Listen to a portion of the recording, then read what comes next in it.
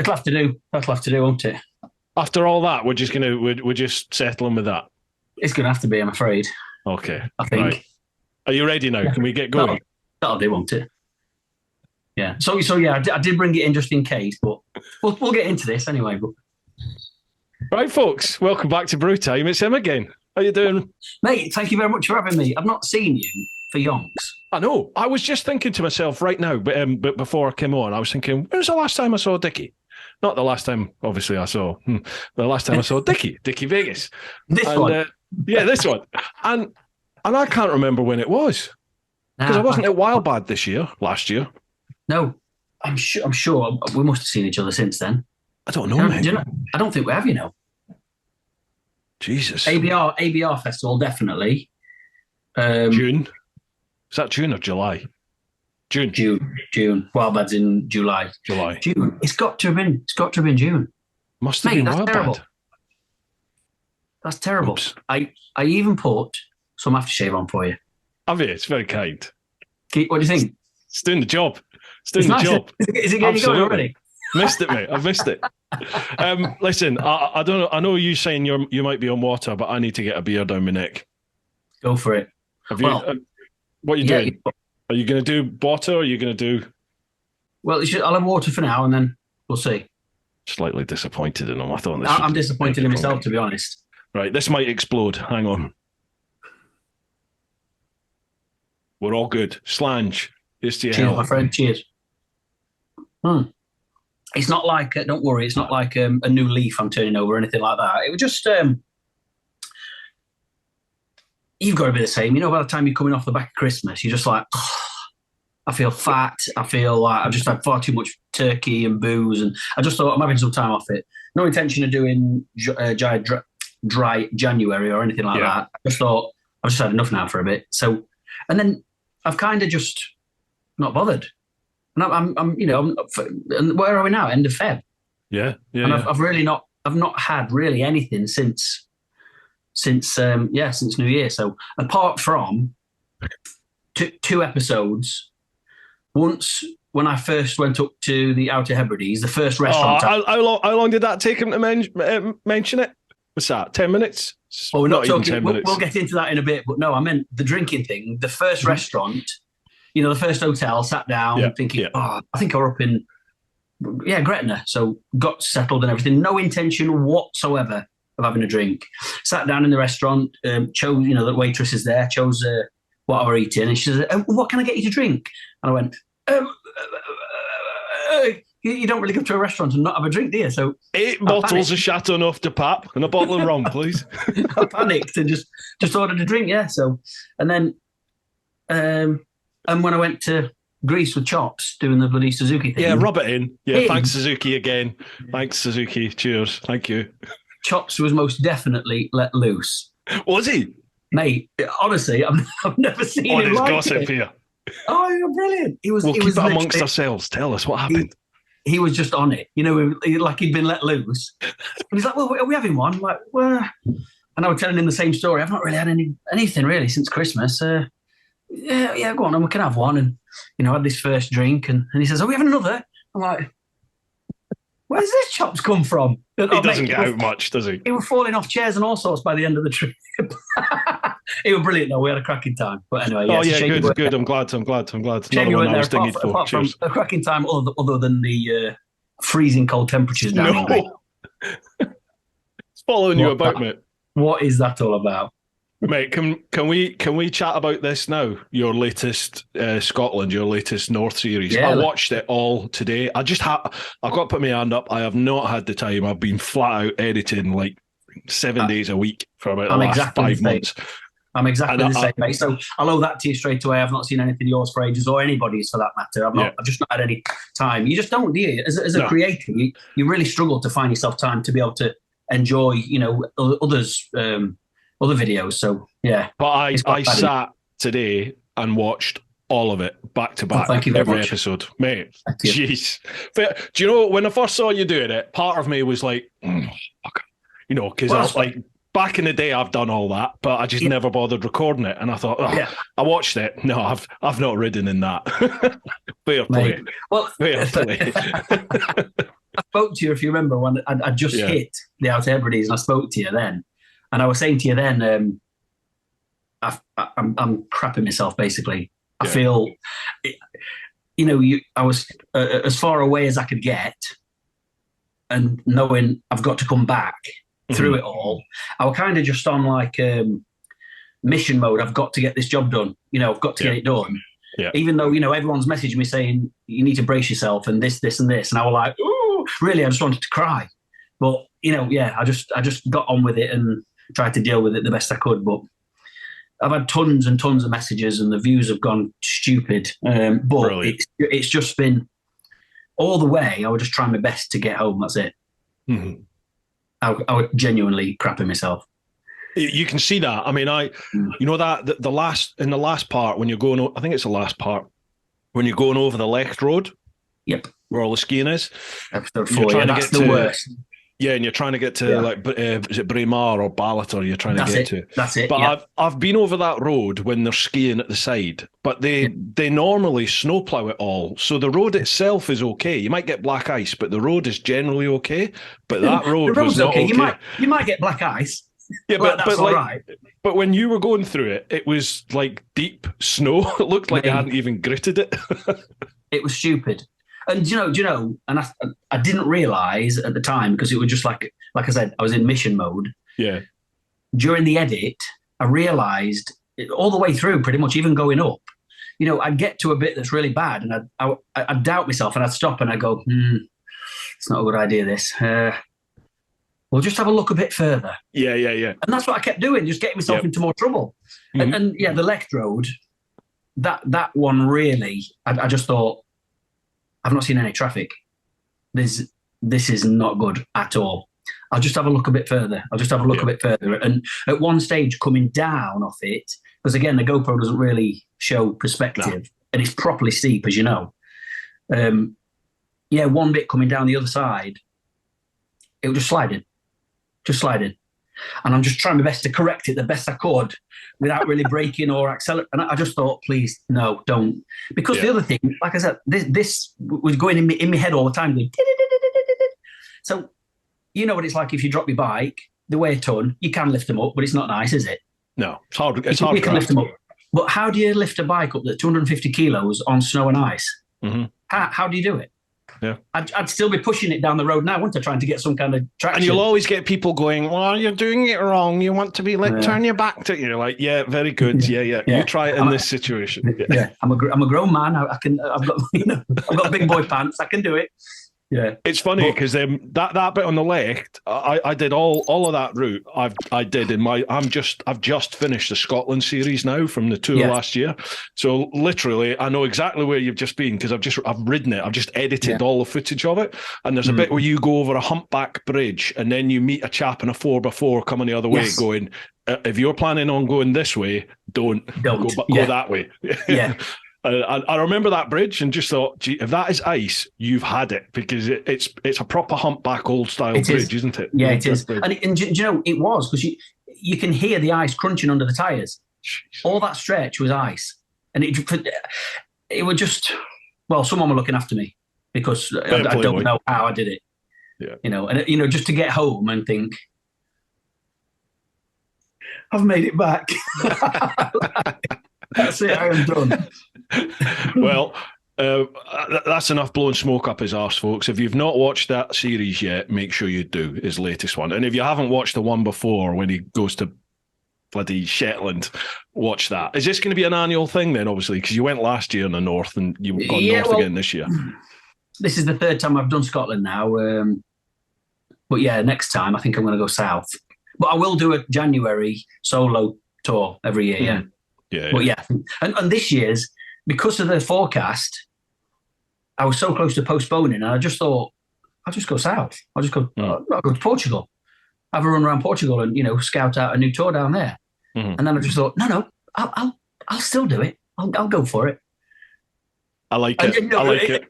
The first flurries of snow on the second episode. And it's like still very wet, but just flurries of snow. I'm like, oh. Fast forward a day. What happened in the episode 4? Christ. Oh man, yeah, About a stupid. foot deep, wasn't it? When you came out to your bike in the morning and everything had frozen, like all the controls had frozen. I remember seeing that on Instagram on your gram and thinking, Jesus, that's his trip done then. And then, like, it seemed like an hour later, you're posting going, back on the road. That's it. Genuinely, it was as well. I came out and, best will in the world, I did not want to put me biking stuff on. But I'm just thinking to myself, it'll be all right. It'll be all right. Again, knowing it's not all right, but just trying to fool myself into thinking it is. It's only 7 miles to the port and there's nothing up in Stornoway, Harris and Lewis. There's no snow up there, apparently. So, tried to get all my boxes and everything on, and I just couldn't get them on. It was just iced up. Just wouldn't go on. So I thought, maybe this is a sign. Someone's telling me, don't do it. And the host of the place I was staying at, they came out and they were like, listen, you can stay here as long as you want. And this is forecast like this until Friday, which is like almost another week away, Jeez. And I'm just thinking, this is terrible, but, I started to let it sink in and I thought, I'm armed with the DSLR, the drone. I'll just go for a walk for a few days and I'll get some amazing pictures. Okay, fair enough. That'll be great. So that was it. I thought, okay, I'd drawn a line under it and I thought, actually, yeah, I feel quite, the stress had gone because I thought there's no more risk. Yeah, no more risk. And then I think I'd taken my cases and everything back in, and I said to the couple who own the place, I'm just going to nip out and make a video basically to say, I'm defeated. I can't go any further. And that was completely genuine. But whilst I was doing that, they were on the phone to the harbour master, which is, again, it's only 7 miles away, just to see what the roads are like. And anyway, I went back in, all settled, thinking there's a recording studio on site. I'm just going to sit there it'll be brilliant. I'll have a right good time. And she said the harbour master said the roads are all right, the main roads. So then I just thought, it's back on. And the roads are bloody terrible. The roads to the ferry were terrible. So, yeah, I should have stayed there. But anyway, it's all done and dusted now. So I'm very glad that I did it because I wouldn't have had all these nice photos that I took. So, but it's all on film as well. You've caught it all beautifully and on video. So it's there forevermore. Folks, make sure you check that out. Right, dude, we have a shed load of questions to get through. Let's go for the questions then, shall we? There's loads on every platform, Patreon, Instagram, and Facebook. So that's fantastic. I think we better start wading our way through this and just see what happens. Let's do it. Okay, folks, thanks very much to everybody that's left questions. We'll start with a clan over on Patreon, patreon.com/TeapotOne. First one, the Missenden Flyer. How you doing, Andy?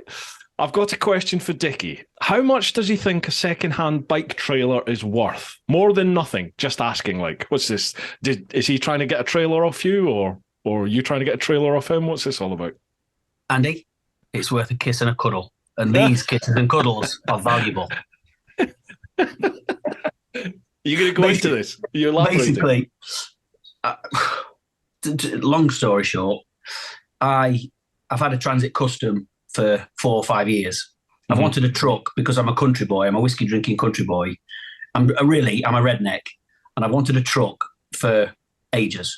But 2 reasons why I've never had one is there's nowhere near enough room. I can't get bikes in the back of a truck. As it turns out, you can. But anyway, and I can't get my piano in the back of the truck, for the band. Yeah. So I'm like, so it's game over. I can't have one. So again, against everything, I went to the Ford dealership.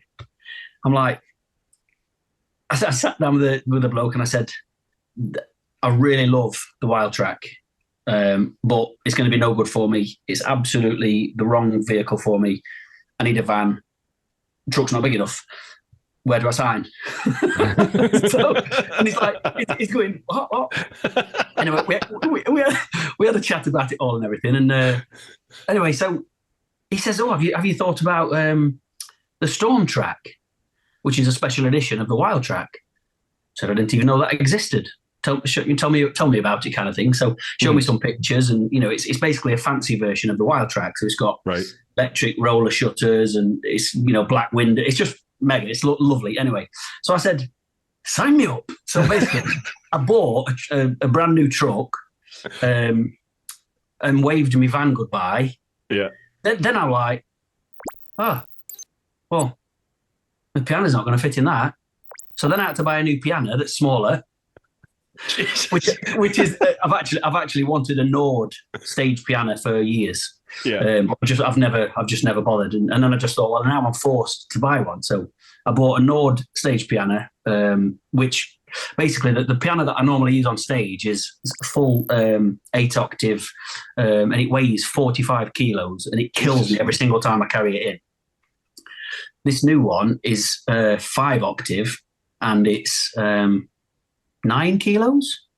So it's brilliant. It's like you can just carry it on your back. So it's just a fifth of the weight, Dickie. A fifth, mate. Crazy. Maths degree. Yeah.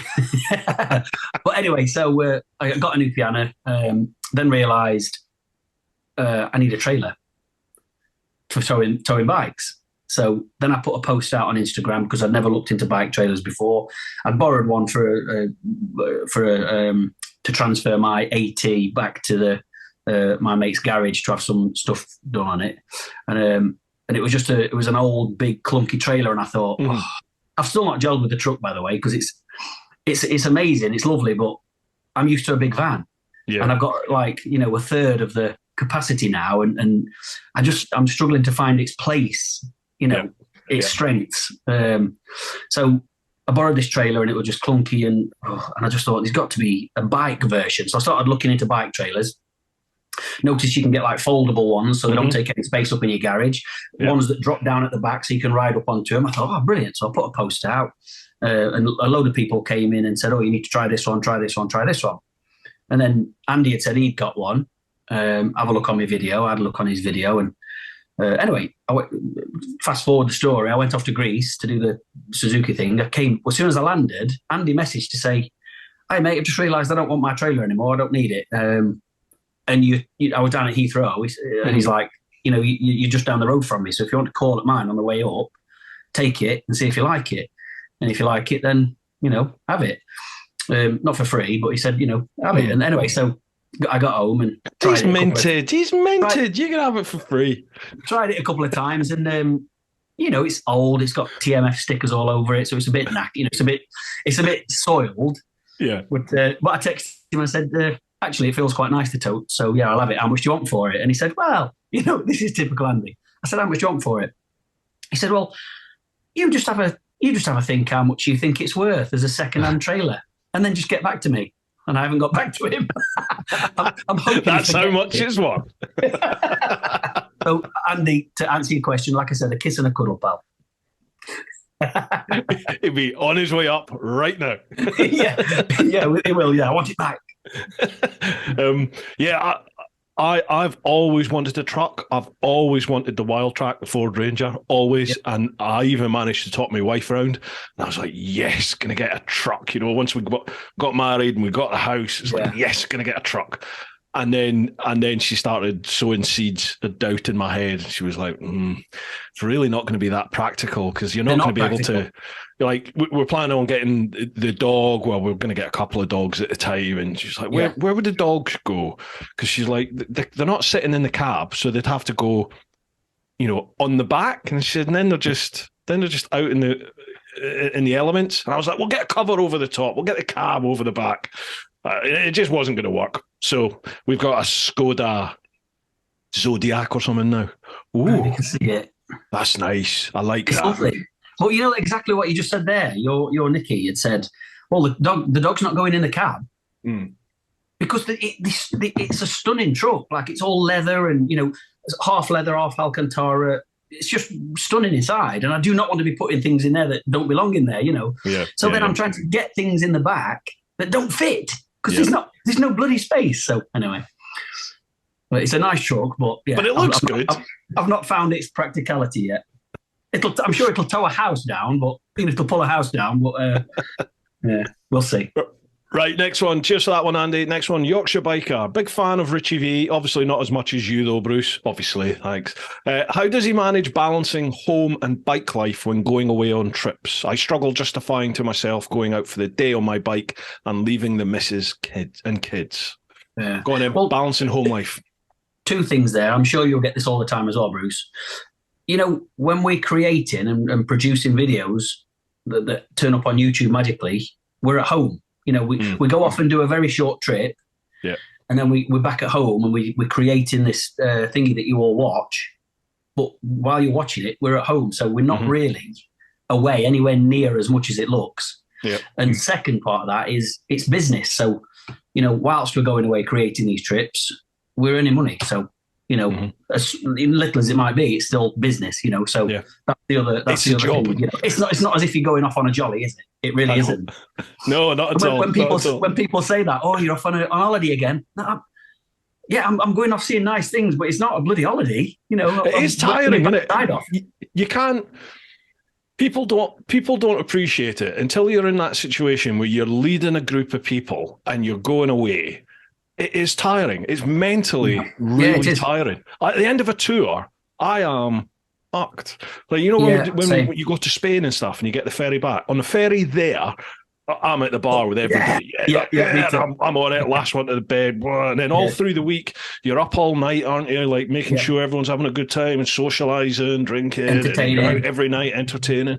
Yeah. By the time it comes to the ferry coming home, I'm just like, I'll have a beer with you at the bar, and then I'm going to my bed, and I'll see you when we get to the UK. I'm done. It's not very often that I'll shandy away from a drink, you know, especially when we're away. But exactly what you tonight, said. Obviously. We'll see. But the last couple of times in Spain, and again, you're just knackered, aren't you? So you know, I'll have a few, but then a few of the lads will stay out and have more than a few, and I'll just be like, oh, I'm going to go back because I've got work to do, you know.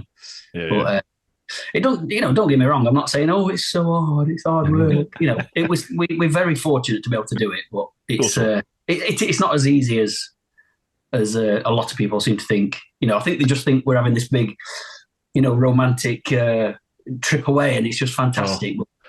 I was just trying to think when you were speaking. I think the last time I was away, and I did the around the UK by electric ride at the end of August. Oh, mate! And then I haven't done anything other than, like, even out on my bike, other than November, I did 3 days down at Toro. So I did, you know, a day either side and a day and a bit at Toro. So it was 4 days effectively I was away. And then I did a week over in the Canaries, taking a group of lads over to Canary Moto. That's all I've done since end of August. You know, the rest of the time, it's literally been almost 7 days a week in here editing, and I'm still way behind with everything. Me too. Do you know, I'm sure you do this as well, Bruce. You know when you're really knee deep into an edit, and again you like shoehorned into your office, aren't you? And like, shut the door and you stay there and you're like all day long. How many times, and be honest, have you got to, like, you know, 3 o'clock in the afternoon and thought, shit, I've not even had a wash yet? Every day. It's disgusting, right? I'm in this routine now. This is horrible, and I appreciate this is disgusting. It's true. But I wake up every morning about 7. I'm very fortunate. My wife brings me a coffee in bed at 7 o'clock because she's up early with her day job, but she works from home. So she's up, makes me a coffee at 7, brings it, and I sit there and I'm on my phone justifying that I'm working, answering comments and doing the socials and emails and that. And the next thing, it's like 8:30, 9 o'clock. So I'm like, oh, better get out of bed. And then I go and I have my row now because I've started rowing again. So I row, and then I have to walk the dog and get the paper for next door. So then come back, and by the time I've had my breakfast, it's normally about 11 o'clock by the time I'm actually sat at my desk. And then I'll sit and I'll edit till, if I'm walking the pooch, it'll be like 4 o'clock in the afternoon. I'll take the dog for another walk. Otherwise, it's 5:30, 6 o'clock, and then I'll go down, make dinner or have dinner. Then I'll sit downstairs till about 8. Then I'm back upstairs and I'll work from 8 till, 11, 8 till 1, 8 till 3, depending on how much work I've got to do. Yeah, and how far your teeth are stuck into the edit as well. Absolutely. Sometimes the time just goes, just disappears. Yeah, normally by like Wednesday, I'm like, shit, I've got to get this video out for Patreon by Thursday. It's got to be on YouTube by Friday, and fuck. So that's when I start doing like all-nighters and working to the small hours by then. Yeah. But the whole point of me going through all that was because the amount of times I'll be like 2 or 3 days, and I think to myself, you haven't washed. Do you know what I mean? I'm like, I'm just sat in my just my muck that I've been in for like 2 days, 3 days, and you're like, that is disgusting, right? Go and have a shower, sort your life out. Yeah, mate, It's like I'm time exactly just the flies same. by, doesn't it? Yeah, I'll be sitting. Obviously, we've got Georgia, so in the morning we'll take Georgia. I'll take her to school mainly, so I'll get straight back into the office and I'm on it. I close the curtains so I can just be zoned in. I'm on it. And then I'm exactly the same. So where I think, oh, she'll be coming home from school in 10 minutes. I better like smarten myself up a bit, for me daughter, so she don't think, Dad, what's going on?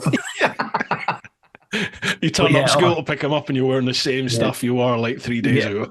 Exactly, yeah. And then the second she goes to bed, I'm back at it again, and like you said there, you can be at it till 2 o'clock, 3 o'clock, no problem at all. If you can stay awake, and you're into a good edit, you'll just fly through it. And you look at the bottom of your computer screen and you see it says like 11:13 evening, and then the next time you look at it, 1:27. You're like, oh Jesus, and then you're like, I've just got to get this bit done. And before you realise it, sun's coming up. I've done that before as well, which is terrible. Last night I made the mistake of I don't know if you get a chance to watch anything on telly. I've forced myself to start watching like series now, just to try and have a bit of a break from editing. I'm knee deep into Yellowstone. Not seen it. Oh, mate, it's amazing. And then the spin-offs from that. But I found another one last night with Bryan Cranston called Your Honor. I don't know if you've seen that. Bryan Cranston from Breaking Bad. Yeah. Oh. It's amazing. And last night I watched about 6 episodes. So 2:15 this morning, I'm like, turn it off. Shall I just watch another? No. So I've been knackered all day. I just don't. I don't see how you lads, like you and Andy and Chops and that. I mean, you edit so much quicker than me, and I just don't. I don't know how you do it. Really?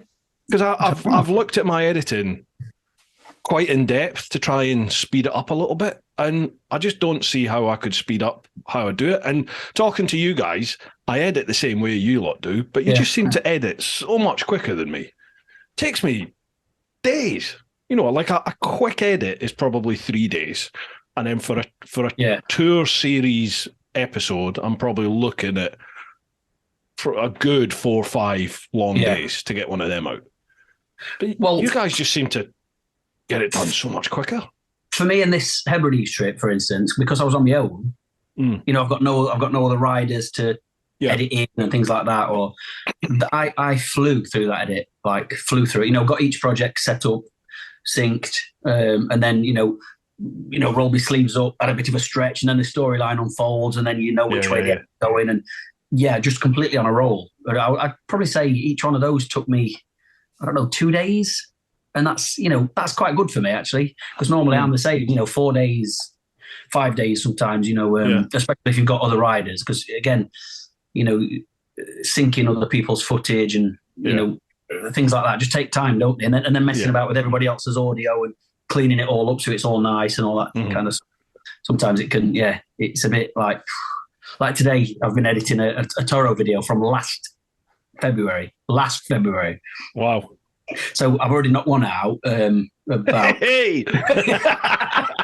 Thought you were looking a bit flushed. Knocked that one about 5 weeks ago, and then started another one this morning. And it's so intricate because there's about 5 of us, and it's just like a really, some edits are really quick. You can crack on. This one I've spent all day on it today, and I'm probably only 5 minutes into the actual edit. Into the film, and I've been on it all day, So some just take ages to get right, and others just fly. But my only problem out at the moment is my computer. I had it built in 2012 for editing, and it's been an absolute powerhouse, rock solid. It's just been brilliant. But now it's getting tired. Obviously, 2012 is a long time in terms of tech and computers. Gotcha. And these episodes for the Outer Hebrides, so they're about 45 minutes each. They were taking 18 hours to render. And yourself, once you've rendered, you've got to watch it to make sure there's no mistakes. And then you find a mistake. Yeah. So you got to re-edit that little bit and then re-render it, which is another 18 hours. It's like, see, I don't watch it. Once it's rendered, I don't watch it because I've watched it probably 30, 40, 50 times before I've rendered it. Like before I render. You render, yeah, do you watch it through before you render? Oh, loads of times. Like that's probably that is probably the single thing that delays my edit because I will do a bit of editing and then I'll watch the vid to see how it flows and just see how the music's making me feel and just what sort of vibe am I getting as it goes because music has a huge I think music has a huge impact on the vids, doesn't it? Yes, on how you feel and how you feel then has an impact on the pacing, on how the pacing should be. The music definitely is important as a visual. Oh, totally. The music definitely is important as a visual, definitely. Yeah. And choosing the wrong piece can ruin the video completely, can't it? Yeah, I'll take a day just picking music. Yeah, me too. Yeah, there's times when I've chosen a piece. And then working with it, chopping it so it's in time and transitions, and then get to the end of it, and I just think it's wrong. It's wrong piece. So I have to delete the music, undo all the chops, and then start again. Yeah, But some I do some myself. I've got the piano in the studio and stuff. So some I'll do my own. One of the Hebrides, the intro to one of the Hebrides ones. Can't remember what it was now, but I was watching it. The drone's flying over this massive gorge, and I'm like. I could feel something, but I couldn't find anything. Yeah. So I just did it myself. Just sat there and laid it myself on piano. So, yeah, it's handy being able to do that, I suppose. But, I hate you. I wish. I don't even have that level of creativity to know what music it is that I want. But like you said, I know, but I don't know. If someone said, okay, well, what sort of piece do you want? Are you looking for a funk? Are you looking for like a driving rock? And I'm like, I haven't got a clue. Got no idea. Just 1 second, Bruce. Are you going to bed? Yeah. Just come and say hi to Bruce as well. Hello, is that Georgia? Hi, how are you? Yeah. Santa. How you doing? You all right? Good. Yeah. Good, son. Love you, baby. Love you. See you in the morning. Bye. Night. Ta-da. Sorry to interrupt, folks. I will be quick. It is sponsor shout-out time. We are sponsored, as always, by Ultimate Add-ons. Bit of a blurb to read out for them. Ultimate Add-ons are the premium manufacturer of mobile phone and action camera mounting solutions for motorcycles, with a kit for any bike and a proven track record of creating products that keep your devices safe, secure, and easily accessible. The Ultimate Add-ons product range is ideal for any rider, from the commuter to the round-the-world adventurer. Why shell out on an expensive GPS system when you could use your smartphone, keeping it charged and within easy reach to take photos of your travels at the same time? Ultimate Add-ons waterproof, shockproof and dustproof tough cases are available for all flagship smartphone models and are designed by riders for riders. Find out why Ride Magazine gives Ultimate Add-ons their coveted Best Buy certification. Keep riding this winter with Ultimate Add-ons. It's all about the journey. Now, folks, if you head to ultimateaddons.com and use the code TeapotOne10, you'll get 10% off. I've got an affiliate link for them as well, which I'll leave down below. So if you listen to the podcast, check out the show notes. If you're watching the vid, have a look at the vid description. And obviously with the affiliate, I also make a slight commission off that. Costs you nothing more. So a massive thanks to Ultimate Add-ons. We are also sponsored by, as always, the Influencer Store. Influencer Store handle all my merch. You can see up there, I've got loads of hats, there's hoodies, there's all sorts of things. So if you head to TeapotOne.com, head to the shop, you can check out all the merchandise, and that is all handled by the folks over at the Influencer Store. The Influencer Store helps you build your brand, big or small, providing you with a solution and apparel. We help you to increase your fan base while supporting you with starting your own influencer clothing line with nothing more than just an idea or design, and there are no hidden costs. For more info, come check us out at theinfluencerstore.co.uk or drop us an email at online@influencerstore.co.uk for more information. Again, there'll be links down below, folks. Lastly, a big shout out to all of you over in the clan, over on Patreon. As always, folks, I keep saying this, but it is true. I literally could not do this full time without your support over there. So a huge, heartfelt thank you from me. If you'd like to go that extra mile and help support both the podcast and the main TeapotOne vid channel, then head to patreon.com/TeapotOne. Again, links down below. A massive thanks to each and every one of you who's listening or watching the podcast. I love doing the podcast. I really do. And I love getting all the feedback from you, from all the various different guests that we've had. If you could be so kind, on whatever platform it is that you're listening or watching the podcast, if you're listening on Apple Podcast or Spotify in particular, you can rate the podcast on there.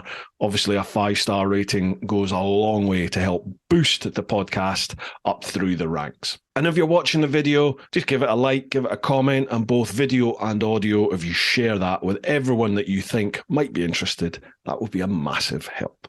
All right, folks, let's get back to it. Got a bit of a late one tonight. She's normally in bed for 7. Oh, is she? Blimey. Yeah. Are we going to keep her up if we're... No, cool. No, all good. We're in George's playroom. This is not the living room with these lovely colours. Yeah, so no, she it's cool. Cool. Right. We better draw a line over that because we could sit and talk for hours. Let's move on to the next one. Cheers for that question, Yorkshire Biker. Next one, Paul Jacques. Wait, was that question number 2? That was number 2. Yeah. Yeah, let's crack on. Honestly, there's about 100 questions. Wow. Let's try and limit the answers then. Let's go for it. Come on. Never going to happen. Paul Jacques.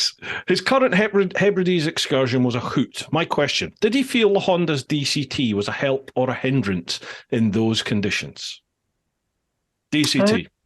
Yeah, I don't think it made any difference, to be honest. It was just a matter of just taking everything as steady as possible. And I think that would have been just as easy to do on a manual. You know, it's just... You'd stay in one particular gear, I guess, and just take it really steady. But I had no issues at all. There were one slip that's caused by me. There was a guy right up my backside. This is after, was it after Braemar or before? I can't remember. Before, coming down off the other side, and this van's right up my backside. And I'm thinking, if I go over, there's not a chance in hell that he's going to be able to stop. Is that on film? I remember you saying something about that. Yeah. No, it's on film. Yeah, and I'm trying to flash to wave him by. Yeah, and I'm tucking myself right into the edge, trying to wave him by, and I'm thinking he's getting far too close for comfort here. And I again took my hand off to really let him to wave him by, and my bike dropped into a bit of a thing. And honestly, that split second, I thought, that's it. I'm done. Done. Yeah, I'm done. Yeah, and luckily I managed to just managed to keep it upright, and he went off, and I genuinely had to pull up to just have a minute with myself. Yeah. But anyway, the DCT is brilliant. It's absolutely brilliant. I don't know if it helped or it made any difference, to be honest. So I remember when I had the big Africa Twin, is it Adventure they call it? Adventure Sport. Adventure the big Sport, one. Yeah, like the GSA version of the Africa Twin, and that had DCT on it. And I just remember I was down in Devon or Cornwall on some of the real, almost alpine switchbacks they've got, got real tight hairpins there. And I had it in the manual mode, and I think I had it in second. And I remember just getting to the point where I was going to put the power on to come around the hairpin, and just as I put the power on, it dropped to first, even though I was in manual. But I think I've been told that there's been a software update that now gives you full manual control. The bike will not try and button. Yeah, same as mine. If you're in manual, you're in manual. That's it. Right. But I guess if you're in manual and you're in second gear and you slow too slow, then it will have to go into first. Otherwise, it would stall. Yeah. Yeah, but I mean, for me, it wasn't slow enough to go into first, but the bike obviously thought it is. Yeah. So, and I just remember, because I remember I nearly dropped it, because the fact it dropped in first, it was right at that sort of balancy point, and it was like, oh shit, here we go. I think it's one of those. I'll sing from the rooftops about DCT. I think it's absolutely brilliant. But again, you've got to get used to it, haven't you? If you were you just on a loaner bike there for that then, or yeah, it was, yeah. It was just a 2-week loaner. Yeah, so you've got to settle in with it a bit, and like Picos, for instance, I'll lock that completely in manual. When you're playing, completely in manual, and it's a rocket. It's just brilliant. Every gear, there's no hesitation. There's nothing. It's bang straight there each time, just on your paddle there. And then when you want to chill out a bit, just drop it back in sport mode, auto, and just let it do its thing. It's far from like slouchy, like it still behaves like a manual, but it does the gears rather than you do. But yeah, I love it. But again, you've got to. I always say to people, if you're going to try one, do yourself a favor, because first impressions always last. So do yourself a favor, when you get on it, you flick it into gear, press it again to drop it straight into sport mode, because if you ride it in drive, it's boring, isn't it? It's horrible. Terrible. Yeah, terrible. So it puts you in like six before you've pulled away, isn't it? Yeah, exactly. Yeah. It's just like, keep it in sport and you're good to go. And there's obviously 3 different settings within your sport mode as well. So, and that's like, how long it holds the gear. So if you had it in sport 3, it'll really ring out the gears all the time. So it'll really, really sporty. And then the next notch up from that is just manual. Yeah. But yeah, DCT's mega.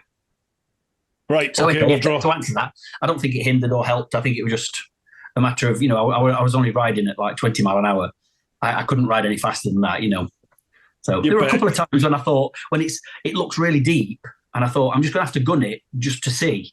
So, if I give it a fistful and it goes well, then we're perhaps all right. But if it just lights the traction up straight away, then we're not all right. Calm back down again, So, but that's what I was doing all the time. So I was so fried, because at every moment I was expecting it to go over. So, and you constantly have to read the road and read what's beneath your tyres. And it was just like... Stay at home. That's why on the way up there, I thought, if I get to that cottage, fantastic cottage, lovely open fire, lovely stove, I thought, I don't even care if I don't even ride. I'm just going to get to the cottage. I'm going to stay there in my pants for 3 days, enjoying that. 3 days apiece. Yeah. That's how fried I was. But anyway, I still managed a little bit of a ride. But... Right, cheers for that one, Paul. Next one. Ollie Rye. Morning H. It's morning each, Ollie. He didn't... Have you heard of that? Morning each? I hear you say that. I hear you say that, but I don't know where it came from. I think morning each. I think it was an expression used by a comedian way back in the day, and I worked at Renault UK before I joined the old Bill, just delivering cars. Like the people standing there with the trade plates and thumbing lifts up and down the motorways and stuff. Yeah. Well, that's what they're doing. They basically. But with Renault, what used to happen is you turn up at a warehouse in the morning, you get given a brand new car or van and then told, right, you got to get that somewhere in the country. And then there's like a return van or car to pick up, like company cars and stuff, You're just delivering a new one, taking the old one away. So we didn't really have to hitchhike or anything. But it was one of they were all old retired guys that were there, retired military, retired emergency services, whatever. And I just remember one of the guys there, that's what he used to say all the time, morning each. And it just stuck. It's just stuck in my head. So I say it all the time now. But Ollie thinks it's morning H. So, morning H. Who's that? Holly? Yeah, Holly. That's Holly saying that. He says, firstly, just want to say, Rich, your Hebrides trip was incredible. Oh, whatever. Everyone's going on about Hebrides. Jeez. Do you feel if Gaz or someone from your team had gone up with you, do you think you would have risked more of the back roads, knowing someone was around in the case of what ifs? That's a good point, actually. You were by yourself. Question. Did that hold you back, or did that sort of free you up a bit? Normally, in normal situations like Shetland, for instance, me being on my own, and this is what I want to do every year, a January thing where I am on my own. It's fantastic, but without doubt, that particular trip should have had another rider just for safety. Because again, had it gone over, you know what it's like on the left, and in those conditions, there's no traffic. So I could have gone over. It was all these what ifs. I could have gone over, been unable to lift it. I could have hurt myself. No signal, no traffic, no help. I could have still been sat up there now. So that was in my mind all the time. And had I had another rider, then you kind of you've got each other, haven't you, to help. Shout, let's see if we can get up this road. If if one of us fall, fair enough. We're here to help each other. We can turn it around and we can sort it out together. But just on my own, I just thought I just can't do it because I could die essentially. So. I love all that myself. I love that. I love the fact that you just went for it. I think that's brilliant because there's not many people out there that would, and I like that. Like I said before, I'm not a sheep. I don't want to be a sheep, and I like to make my own my own way, so to speak. And I love the fact you went for that. And I'd also, in my head, I'd also be thinking if there were two of you, you're doubling up the risk. I suppose, that one of you is going to have a spill. Yeah.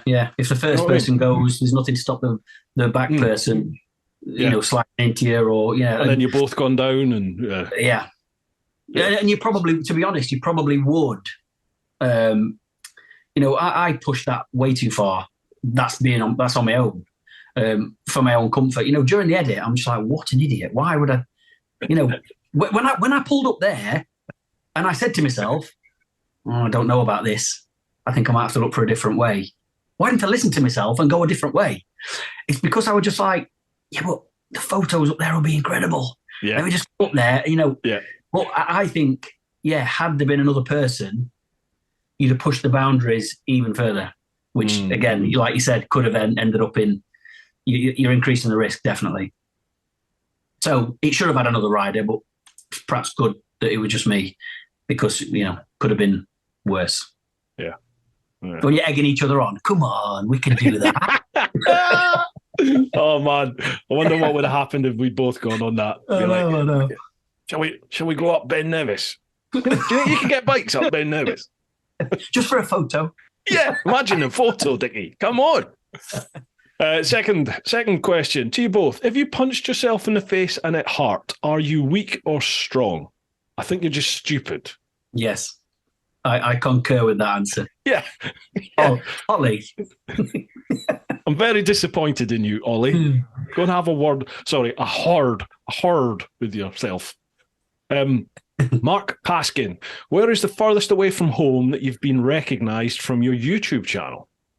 Good question. Cool. It is a good question, yeah. This it's brilliant when this happens, and I absolutely love it. And it just makes you realise how important YouTube is to people. It's a massive, massive platform. Again, being in the on the Orkney Islands, Shetland Islands, up there in the Orkney, so not Orkney, Stornoway. As soon as I arrived in Stornoway, a guy's there with some Stornoway black pudding. I'm like, this is amazing. Yeah. But the furthest, I don't know. I can't really think. It just seems to happen all the time, and which is fantastic. So it's kind of normal. It is a bit weird when it happens and you're not doing anything biking.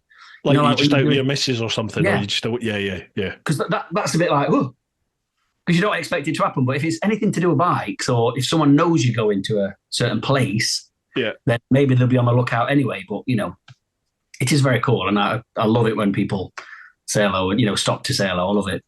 I was at the theatre with the missus. I think we'd gone to see Hamilton, and it was not long after lockdown had all buggered off and we were back to normal again. And we'd watched the whole show, and you're all just sort of filtering to come out of the theatre and into the main foyer area. And a guy came over and he was like, "Teapot, you TeapotOne?" And my wife was just like, "Oh God, can't get away from this." Actually, that I've just remembered another one that was very similar. Me and my mate went to a concert in. You've heard of Rock City in Nottingham? Yeah. It's like my wife used to go there all the time back in the day. Yeah. It's a legendary venue. It's dirty, scruffy place, but it's a legendary venue, and it's a major venue for bands on the circuit. So me and my mate had gone to see a band there, And queuing up, someone recognised me, and again, it was like, oh, really, really cool. It didn't end so well because I owed him money. I hope no, the meeting with this guy was nice. Yeah, hi, pal, nice to meet you. Thanks for saying hello, blah, blah, blah. I just hope he didn't see me at the end because during the gig, obviously we'd had one or two, me and my mate had one or two, too many of those, and we got kicked out. Refused re-entry. Brilliant. Were you giving it, do you know who I am? We'll not get into that. Someone just recognised me in the queue. What are you on about? No. Actually, what we did, we were on the balcony, and a genuine mistake. We'd gone through a door to try and find a toilet. Again, we'd had too many bourbons. To try and find a toilet, what we'd gone through is a fire exit. Oops. Which is obviously, shut door, done. So we're like, oh shit, we've gone out we shouldn't even be here. Went right the way back round, spoke to the bouncers and said, we've just come out of this bloody wrong door. No, lads, you're not coming back in. No, we've got tickets. Yeah. In our heads, we were going, no, mate, we've got tickets. We just went out the wrong door. That's exactly what we must have been doing. He's like, no, lads, you're not coming back in. So we were upset, put it that way. I'm trying to think, like, I can win it because I've had it in Australia, but that wasn't really because of the YouTube. That was just on the world trip. So, yeah. I mean, it was through YouTube and social media, but it was because of the trip. So I think... Yeah, but how amazing is that? Crazy, nuts. Yeah, crazy. Now, bearing in mind, that's 10 years ago as well. So it's that's awesome. It's not... Social media wasn't like it is now. It was still early sort of days back then. But I'm trying to think now, since the channel's been sort of established, I think Morocco's probably the furthest away. I remember being in Ouarzazate in Morocco, which is about sort of halfway down in the middle, and we were in a hotel for the night, and a lady just came up to a whole table of lads, and this lady just came up, and she was like, "Are you Coffee, Mr. Coffee or something?" And I was like, I thought she was like a waitress or something, and I was like, "No, I'm fine, thank you, I'm fine. We're all good." And one of the guys. Yeah. One of the guys was like, she's asking, "Are you TeapotOne?" And I was like, and she went, "Oh, yes, TeapotOne." And I was like, "Yeah, sorry, yeah, that is me." She said, "Oh, excellent. My husband is a big fan. He watches your channel, but he's too embarrassed to come up." And she was like, could you come to our table and say hello?" So I was like, "Yeah, of course." Turns out they're a Swiss couple, and I think they were Swiss. But yeah, I've gone through there and met them and chatted away with them. So that was weird in the middle of bloody Morocco to have that, but. Yeah, it's cool. It's cool though, isn't it, when people come up and... Oh, it's brilliant. I love it. Yeah, and it's not like... it's just nice that people want to say hello to you. I really like that. Yeah. It's not weird. Yeah. I think it's really nice, And the other thing is, again, making you realise how important YouTube is and to other people. So, if someone sits at home and chooses to spend their time watching you all the time, and then all of a sudden they see you on holiday... It's going to make their day to come and say to be able to say hello to you, and I think that's brilliant. I'd probably be scared to death to do it if it were me doing it to someone else. I'd be like, "Hello, can I?" I am. With people like, I still can't go up to John McGuinness and say hello. Like I've been at Brands Hatch with I think it was Bennett's. I was there doing like a track day with remember when Luke used to work at Bennett's and then he moved to B-Moto and moved on now. But he invited me along to Brands for a track day and McGuinness was there. John McGuinness was there. And he was literally like, stood there next to Luke and I'm chatting away to Luke. But could I bring myself to even turn around and go, "Hi John, hello Mr. McGuinness." Couldn't do it. I just like, I can't do that. I can't do it. You feel like you need to bow. Feel like you need to bow or something. I felt like a giggling little schoolgirl that's seen the first crush, And I was like, I would love to chat to John, but I couldn't do it. Yeah, it is. It's brilliant. It's brilliant though. Brilliant. Right, cheers for that one, Mark. Next one, Average Bikers in a Cave. How are we doing, gents? You all right? Yeah, Rich, we love the channel. Cinematography is beautiful. We have two questions from the cave. Question one, you're quite an emotional soul. Has there ever been a point on a trip where you've had a right good cry in the helmet and never filmed it in or included it in the final edit? Oh, that's a great question, and thank you for noticing. Yeah, I am. I just wear my heart on my sleeve, and Yeah. like I think I said on a video not so long ago. It's a weird thing to say, but I'm blessed with the ability to let things affect me. Some blokes are just like, yeah.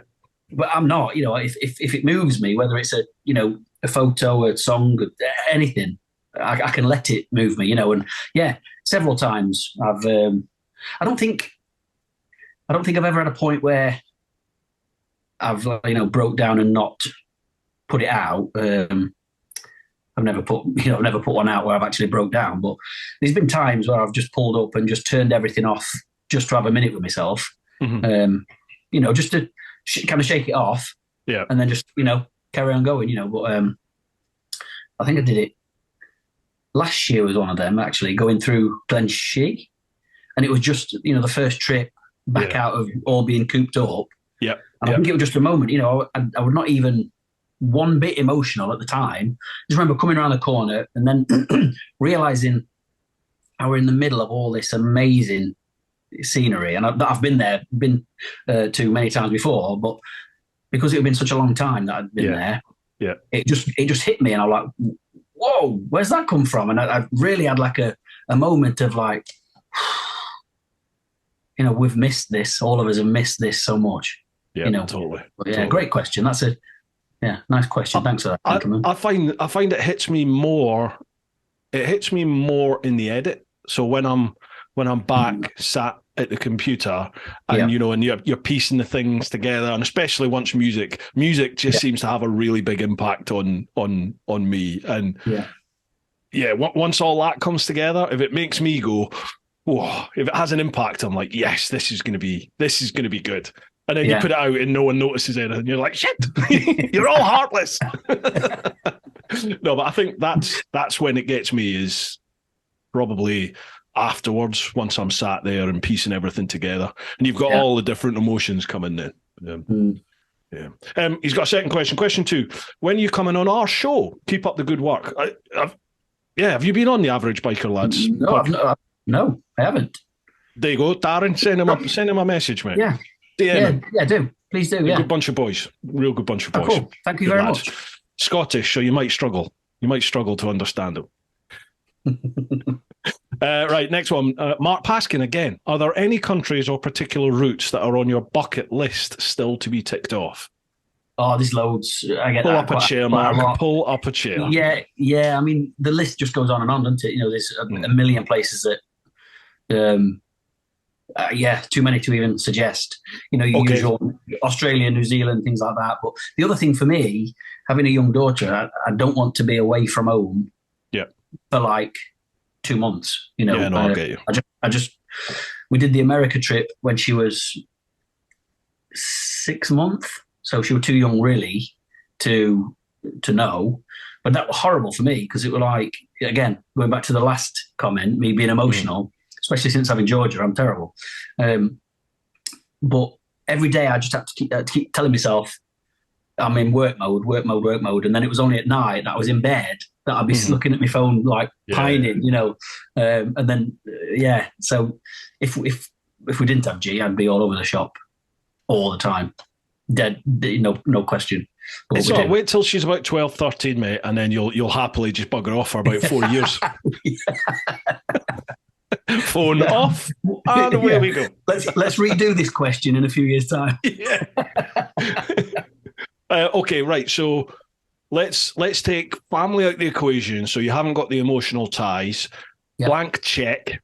So you can go, no matter what the cost is, wherever you're going. But this is your one trip. This is it. After that, there's no more. Where you going? What you're doing? After that, there's no more. Don't even make me think. I'll be going to bed crying. Don't make me think that. So this is just it. This is my only chance to go wherever this is and to do whatever it is you want to do. Bang. Where you going? I can't. One thing I will say is, I'm more into dirt road and off-roading now than I've ever been. Yeah. I just love it. Definitely New Zealand, definitely Australia, but Sorry. there's no point in me saying, have you ever heard of it? Because everybody has. Itchy Boots, some of the stuff she's doing and the places she's going, man, just, completely in the sticks. This is me, completely in the sticks, with a tent, dirt roads, big fat chunky tires and a capable bike. I'm happy as a pig in shit. Mm-hmm. Definitely. That's so many places in the world, man. There's, I know, that's every day for a lot of people. There's just people out there doing that sort of stuff all the time. Yeah. Just do it. Do it. I know. Again, fast forward, ask me the same question in 5 years' time. Yeah. You could do it in chunks. You could do it in little chunks. Yeah. A week, 2 weeks at a time. There's plenty of people out there who are doing like world trips, but they do them in little chunks. Yes. And it's not even every year. Sometimes it's like, well, I can do it this year and I can't come back for another 3-4 years. It's like a new chapter, isn't it? You go to the next. Yeah. There used to be a guy in the old Bill in the Met, where I was before, obviously. And that's what he was doing, is he had 2 weeks every year that his wife would say, right, that's your time. And he would just go off. It started because he wanted, I think, to ride across America, dirt roads, no tarmac. So that's all he was doing. He said 2 weeks, and he was just taking a chunk off every year. Yeah. And then I think he's carried it on, and he just picks another place. Right, I'll go there. And I don't think he ships a bike. I think he just gets there, hires a bike, and off he goes. Or you can buy a second hand one and then flog it at the end. That's what people used to do back in the day. I'm sure you could still do stuff like that. But anyway, I appreciate it's not always impractical. It's not always practical, is it? Especially when you've got about 18 jobs like you've got and family. Right, next one. Steve Preston. Hi, Rich. When will you be showing us the next cowboy tour video? Bruce, any thoughts about BMW off-road skills course in Wales? Right, cowboy tour video. You were just chatting about that earlier, weren't you? Yeah, that's just answered that question. Yeah, so I'm working on it today. So hopefully, well, I don't think for the first time I'm not going to have a video ready for Sunday because I've just not been able to. This edit is just so slow. Yeah, I'm nowhere near where I want it to be. So unless something magic happens tomorrow, it'll not be ready in time. But that'll be probably the next video coming. Will be the next Toro. I mean, I know we've both been to Toro several times. We've done several videos down there, but what an amazing trip! It's great fun, and because I've left it alone for a year to deal with everything else and not produce this video, I've kind of forgot what we did. So I'm editing it now, and I've been laughing my tits off in that office today. Honestly, some of the things we did. So yeah, that's definitely coming next, and it's bloody funny as well. I did a little trip out there, the one that we were all supposed to do, November time, wasn't it? I was good I couldn't make that. Yeah, I did it with Pete English and Sean, Likeable Rider. Sean, went. And I did. He's a lovely fella. I did a couple of vids around that, but I was getting not criticism, but people were like, I really fancied doing that, but I've been to the website, I had a look, and the prices are sky high. And he has had to put his prices up. There's no getting away from it, folks. It's a big chunk of change to go. Oh yeah, definitely. If you can afford it, it is well worth it because it is a shit ton of fun. But I know it's a lot of money. Yeah, but again, we're not trying to sell this or anything like that. But it is just it's a brilliant trip. But of course, it's an expensive trip. You're flying down there, you're riding brand new bikes. So it's never going to be cheap. But having said that, it's a drop in the ocean for what I did in September to Iceland. Oh my God. I mean, this is with Case. This is a Case thing. Case. Well, that trip. I mean, Iceland's mega expensive, but I had a guy message me to say, "Oh, I'm loving your Iceland trip. If you don't mind, how much was it? Because I'd love to do something like that with my dad. £6,500 each per person. Yeah. So, when you think of that, which is incredible. That is once in a lifetime because, you can't go shelling that kind of money. Nobody can, just regularly kind of thing. You have met TMF, haven't you? Toro was a drop in the ocean compared to that, but Toro is so much fun. Yeah, it is a good giggle. Absolutely, it's a good giggle. Steve, off-road skills in Wales. Yes, 100%. I'll be up for doing it. It's been sort of offered, do you fancy doing this since about 2017? But nothing's ever happened. It's never come through. But I would absolutely love to give it a bash. Are you coming round to that a bit now, Bruce? What, off-road? Yeah, because I know you used to hate it, but I don't hate it. I play on it. You know, it makes me chuckle that people are like, "Oh, you hate off-road," and I'm like, I've been around the world. You know, it's like you have to do some stuff off-road. I'm not very good at it, and if given the choice, I would always go tarmac if I could, because I prefer tarmac, and I feel like I've got more skills. I'm just happier on tarmac. So it's just I do enjoy it. Yeah, and I'm doing more of it now, and I did that thing away with Phoenix off-road trails in Salisbury Plain, and that was on chalk in the wet, so you're not going to get much slidier than any of that. No, and I genuinely enjoyed it. I really did enjoy it. So I'm off out with them again at some point this year. Oh, cool. And I'm doing some other stuff. Go down there, actually. It looks pretty good down there. It's great fun.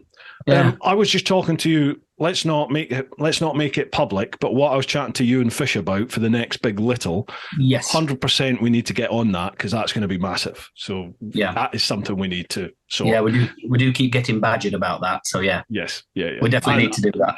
I'm looking at doing that myself anyway, on a bigger form. Maybe you might want to join me in that. I don't know, but we can chat about that off camera.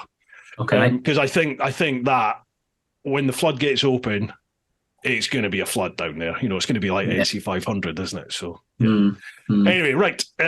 Cheers for that one, Steve. Next one, Chris in Dubai. Hello, gentlemen. Thank you both for all your nice videos. Absolute pleasure.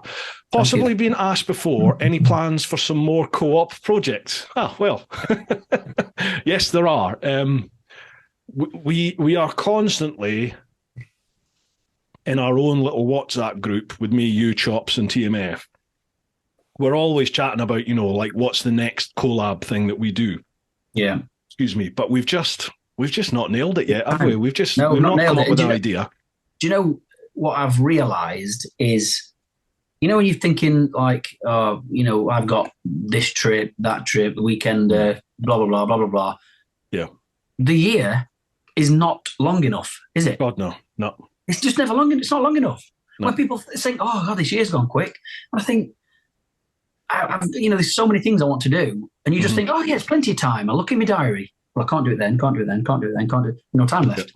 Yeah. So the precious, really. You know, to be able to all get together to be able to do one of these trips, because you know we're all busy in our own right. So to be able to get us all together on a weekend or whatever it is it's hard to make it line up. But when it does, it's brilliant. It'll be good when we do it. Big Little that we did were just bloody brilliant. Again, that was a scream, wasn't it? We've never laughed so much. Brilliant. I loved it. I loved it. I can't wait for the next one. I have been badgering these two. I am the one that comes up with what they think are ridiculous ideas, but in my head, I'm like, let's do it. And I've been trying to get them to go to the Nürburgring for about the last 2 years on 125s, and none of them will have it. Yeah, I've just been going, nope. Yeah, nope. I'm like, a day to get there, do a lap of the Nürburgring, day to get back. Job done. Let's do it. Like, nope. And I said, right, we'll ride there. You can watch and film, and I will go around. No, we're not doing it. And I'm like, fuck it, I'll go anyway. I'll go myself, and I've not done it yet. Grumpy by yourself. Yeah. I'm gonna do it. It's gonna happen. It'll be one of them. It'll just be one of them where I'll be like, fuck it, I'm going, and I'll just head to Folkestone and go. But yeah, going back to that Big Little, when we'd set that up, because it came about fairly quick. You know, when we thought, yeah, go on, let's do it. Yeah. It came around really quick. Genuinely, you know, when I stood at the departure lounge waiting for you two, I just thought this is going to be stupid. Honestly, I thought this is going to be stupid. You know, got them nice digs sorted, but I thought this is going to be rubbish, and it was amazing. Awesome, wasn't it? It was so needed as well, wasn't it? It was so needed that we needed it because it was right. Was it? It was like at one of the breaks in lockdown, wasn't it? During COVID. Because if you remember, the digs we were at, we had to get a taxi up to the pub for the meal. Well, that's right. And we still had to walk around with a mask on while you were in the pub. If you remember the taxi. Oh, sorry, we didn't pay you. How much do we owe you? Oh, sort it tomorrow. Oh, yeah, that's right. What? Just pay me Like, tomorrow. around here. Yeah, because Fish was just, Mr. Fish is a proper London boy, wasn't he? And he was just like, what? We'll just do a runner. Well, I ain't paying her. Nah, he wasn't. He was going to pay it. But he couldn't believe what people were like up there, was he? She didn't know. She didn't know who we were. She just said, into pub. Just pay me tomorrow. We do it all the time. I'm just, hey, when you're going into the petrol stations, we've all got the intercoms on, you can hear him. Hey, I'm just on tip bikes. Like, Fish, what are you saying? Into number 2, please. What a lovely man. We've got to do that again. Yes, definitely. Right, so that was Chris in Dubai. Cheers, Chris. Next one, Charlie Callard. How you doing, Charlie? Evening, gents. Hope you're both fit and well. We're well. Rich, as much as I love The Big Lad, is there going to be another series out on the Silver Lady? Yes, I'm hoping to go to Croatia on it this year. Oh, beautiful. Yeah, because it's 10 years. If you're familiar with my original Croatia, that was 2013. Wow. Jesus. Unbelievable. So, 10-year anniversary. So we're hoping to do it again this year. Awesome. Is that with a wild lad? I say hoping to. I don't like to ever say I'm doing it without it being cement. But at the moment, again, we're just all wrestling with dates because it's what's working for one's not working for the other. So we've got to somehow make it work. Right. So what are you going to do? What are you going to say? Are you like going to do the fastest route down there, or are you going to have a bit of a play over a few days to get down to Croatia and make it all part of the trip? Yeah, it'll be like a couple of weeks tour kind of thing. So pulling all the the big ones in all the way down, all the way back up, just to make it the best we can possibly make it. Fantastic. But I feel like I'm ready for a big tour again. Not just as much as we all love Picos, that's going to Picos and enjoying it while you're there, then coming home. I want to tour. I want to tour again. I want to go to a different place, and a different place, and a different place, and a different place. Yeah. So I feel like I'm really ready for that because I've missed it. People hear me say that. I haven't been away on a proper bike trip in so long. People go, "What are you talking about? You've got a tour business," and I'm like, "Yeah, but that's different when you're going away with other people and you go to somewhere like this. You do the Scotland thing, or you do Picos, or whatever it is that you're doing. It's different to just like I haven't just headed off myself and just been away on a bike trip for me in so long. Like the last time I came close to that was, I think, last year going down to Romania, where I spent, I think, 2 days riding down to you branched off it by yourself. Yeah, so I met the party in Slovenia, so I had a couple of days just to get down there. And it was so good just to be back on just back with no plan. I had nothing booked, no route. All I knew is I'm heading there in Slovenia, so just point my nose that way and let's go and see what happens. And I loved it. I would love to just hit the road for a week. Yeah, definitely. Yeah, it's just magic, and it is as nice as the other trips are. They're fantastic. I don't think I'm saying they're not, because they're brilliant, but it's just totally different. It is totally different when you're doing it to you're exploring and you're going to a new place and then another new place and a new place. It's just it's fantastic. I get such a buzz off that. Definitely. Yeah, absolutely. Me too. Right, question for both. Which are better, battered chips or traditional? If you've never tried battered, next time you're in Devon, I'll take you out for a chip. Battered chips? Never heard of that. And I lived in Glasgow. They batter everything in Glasgow. I've had a battered Mars bar, which is amazing, but no, it's good. Chips. Battered chips? Right, Charlie, I'm coming to you, mate. Let's go. We'll do that. Right, I'm coming. Deadly serious, Charlie. What's Charlie drinking when he wrote that? Everything. Drain fluids. Right, Charlie, I'm coming to you for battered chips, mate. Mark Paskin. Is that Mark Paskin again? It's his third question. Good on you, Mark. I like your commitment. Cheeky boy. I visited Plitvice Lakes National Park. Plitvice National Park. Plitvice, all right. Yeah. Lakes National Park a year after you. Is this in Croatia? Yes. In 2014. Lakes. Gotcha. On a normal family holiday, and the memory of this and the coastal roads has stayed with me ever since. I've often wondered about riding over on a bike and exploring. From what you remember from your trip nearly 10 years ago, how does this rate amongst other long rides that you have had? Should this be high up on my to-do list, or should I consider other places first? Definitely high up on your to-do list. Croatia, there's something special about that place, and the coast road down from Split down to Dubrovnik is just beautiful, absolutely stunning, beautiful. isn't it? And there's so many curvy, twisty roads all around that area. Yeah. But yeah, Plitvice, I remember that was if I remember correctly, that was our first night. I'm thinking of geography now. So from Slovenia, hitting Croatia, I'm pretty sure Plitvice would have been our first stop in Croatia. So our first digs campsite, and it was called the Bear Campsite or something? And I said, why is it called the Bear Campsite? Then realizing that there's massive zoo barriers down the road because there's wild bears everywhere. I'm like, ah! In fact, you actually saw some, didn't you, in Slovenia? We did, yeah. They were the old bears that, well, allegedly they're the old bears that once they get too old and the younger males will fight with them and they'd kill them just to assert their authority. So apparently this rescue place takes the old bears and puts them in, but it looks really depressing. It's like a little, it's like a shitty 1980s style zoo. Just they looked bored, nice. But yeah, I didn't like it. It's literally at the side of the road next to a petrol station. So I don't like this. Yeah. But yeah, going back to that, Plitvice and Croatia, yeah. Again, that was, to me, one of those moments where you realise you're a long way from home. And that's just so special, for me. And yeah, I remember being there at that campsite drinking, sun's going down. It was stunning, lovely and warm, drinking red wine, thinking, you just can't get any better, can you? You can't get any better. You've just arrived on a little motorbike. I say little, you know what I mean?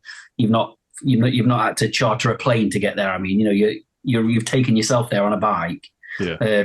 It's just amazing. It's amazing, and you must get that feeling more than anybody doing what you did on yours. To be able to say Japan and things like that must just be. I now go into my garage and see the Silver Lady and think, I see it sitting at the side of the Grand Canyon and things like that, and that knocks me for six. So you must have it where you must go into your garage and just look at your bike and think, what? Yeah, it is crazy. Yeah, it is great. It's crazy to think all that happened, and it happened, 10 years ago. Yeah. But I think I should sit and watch the series again, but I think I've seen a couple of little snippets since I did it, but I've never gone back and watched it all again.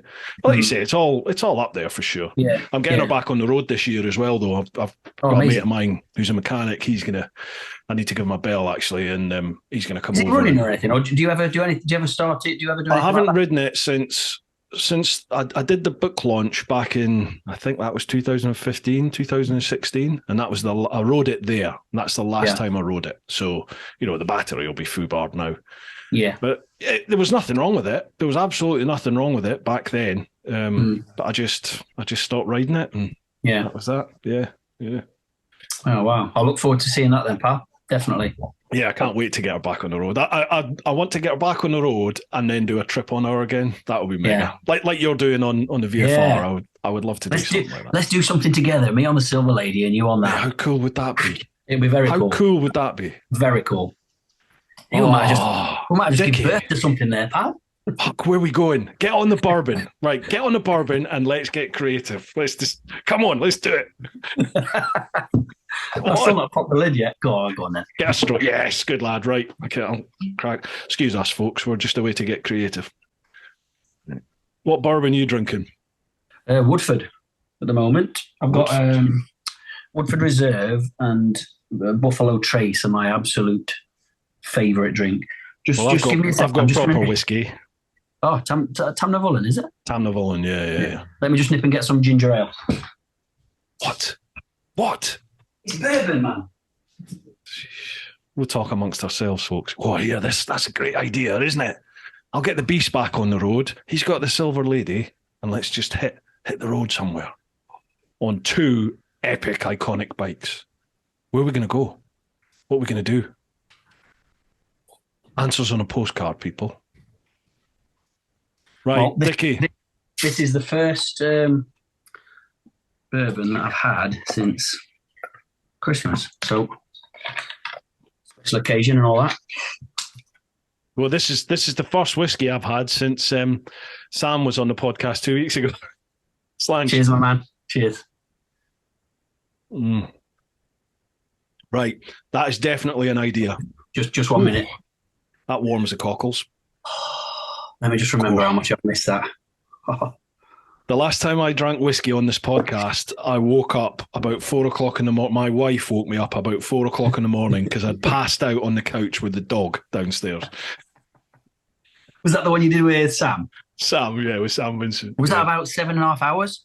Honestly, that's the longest one yet. 4 and a bit hours. And we didn't even finish Patreon. You know, like, bloody hell. He's going to have to come back on it for at least another one because there's so many more questions to get through. Right, we've given birth. We've definitely given birth. That is an epic idea. It's got to be somewhere special. I'm 100% up for that. Do you know what? You know what's going through my head? Slow down. Whoa. No, do you know what's going through my head? Let's ride them. Let's ride them top to bottom of the Americas. Dead horse all the way to Ushuaia. Let's do it. look at his eyes, everybody. Look at his eyes. Like, yes, let's do it. See what I mean? Like this is where my brain works, folks. Dickie's thinking, maybe ride them John O'Groats to Land's End. No. Not interested in that. No, going back to what I was saying before about having a 7-year-old. Dead horse to Ushuaia, Dickie. Hey, I would dead horse to Ushuaia. Yeah, that'd be special. Very. What a trip.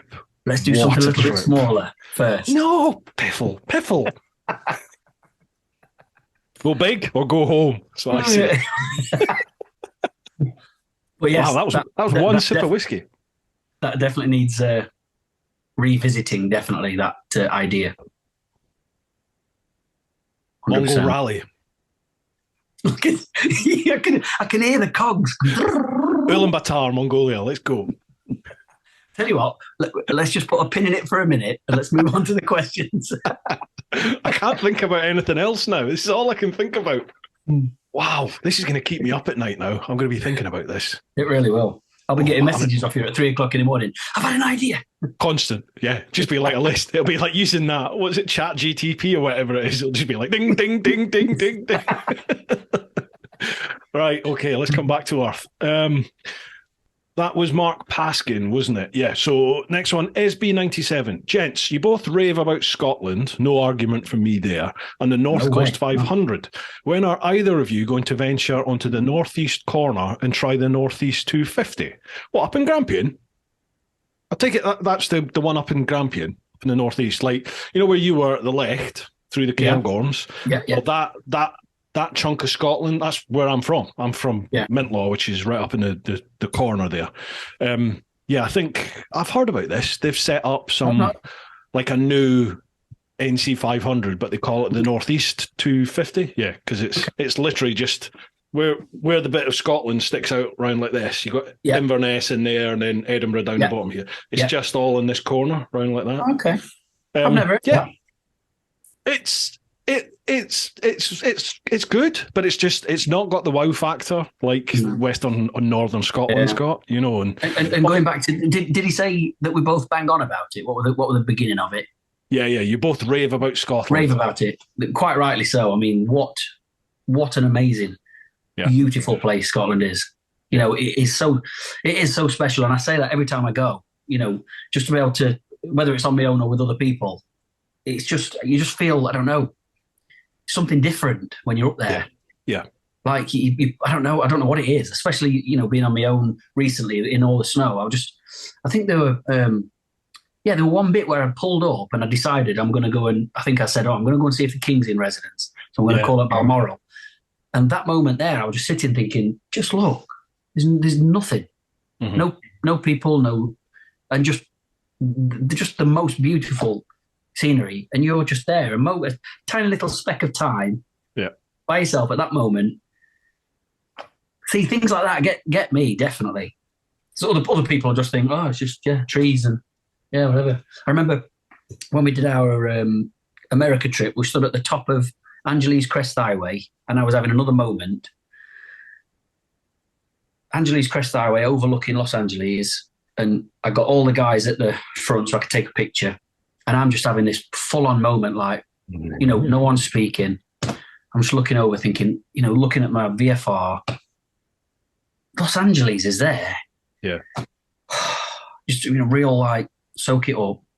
And I turn around, and Graham, that rides with us from Glasgow, he stood at the side of the road, bored out of his tea, out of his head, just stood there eating jelly babies, looking at the wall.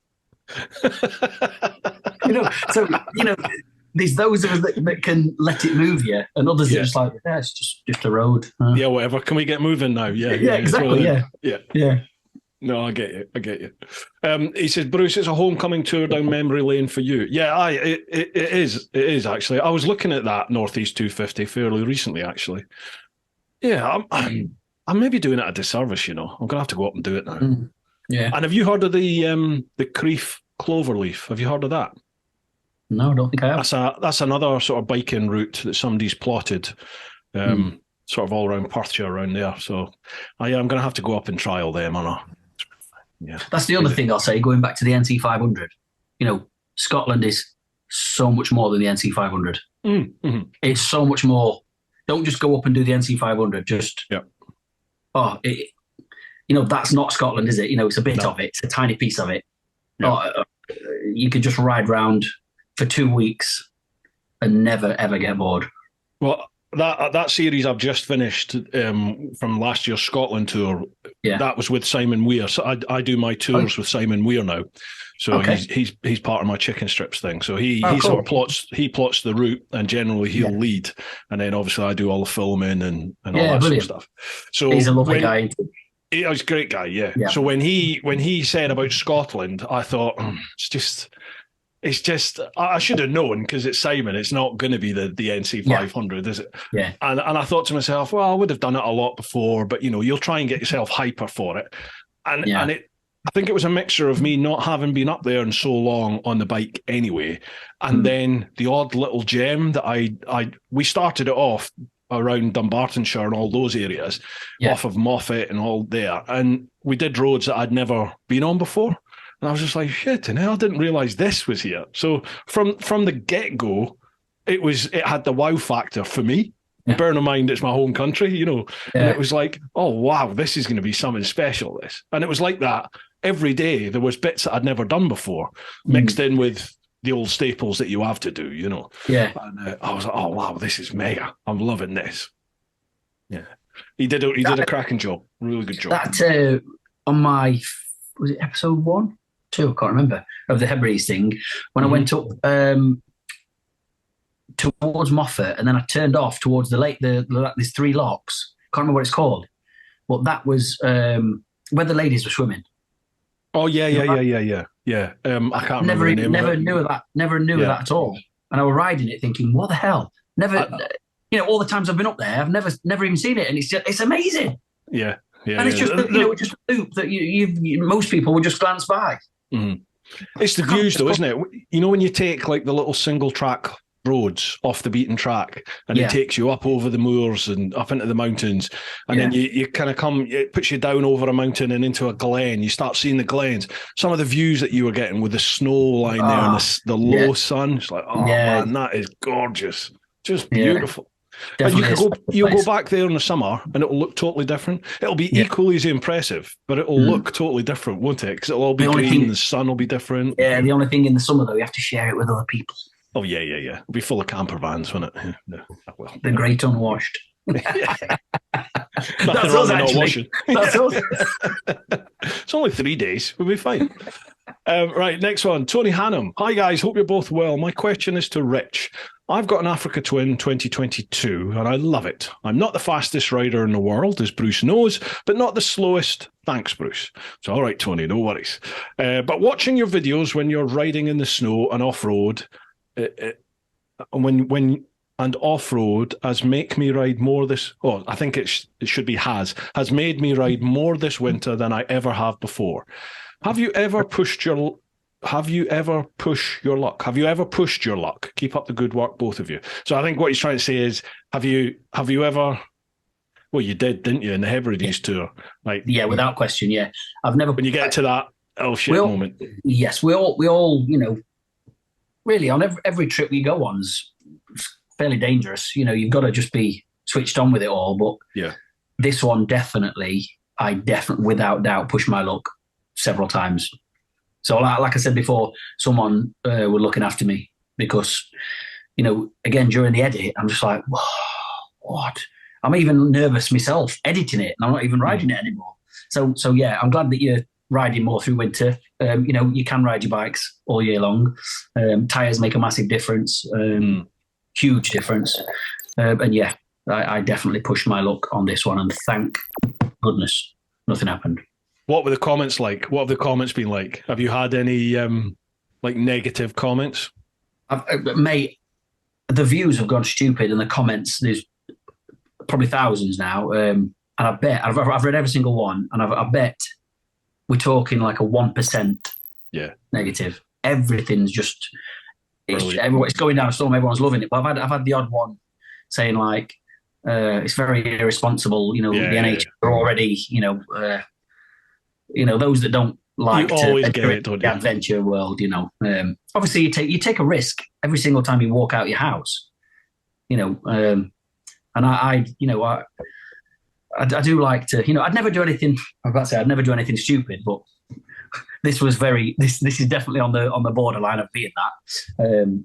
But if I thought for a second that I could be injured doing what I'm doing, I'd have stopped. I only carried on going every day because one, I knew I had to keep pushing on. I could have easily gone on the main roads, and if it had got to the point where this is totally stupid now, I would have, I'd have made different plans and I'd have gone somewhere else. In fact, on the way up, the reason I chose to carry on the trip, I was so close to postponing it because of the forecast. And again, before I set off, people from up that way were messaging me saying, you need to brace yourself because, this is going to be bad, really bad. And I just thought, well, once I'd made the decision that I am going to go, I was only going to go as far as I could get. I never set off from here thinking I'm getting all the way up there. Yeah. I thought I'm going to set off. If I get as far as Gretna, that's as far as I get. And then I'll make other plans. Suck it and see. Yeah, suck it and see, exactly. It just turned out that I were, a bit too headstrong and, made it happen.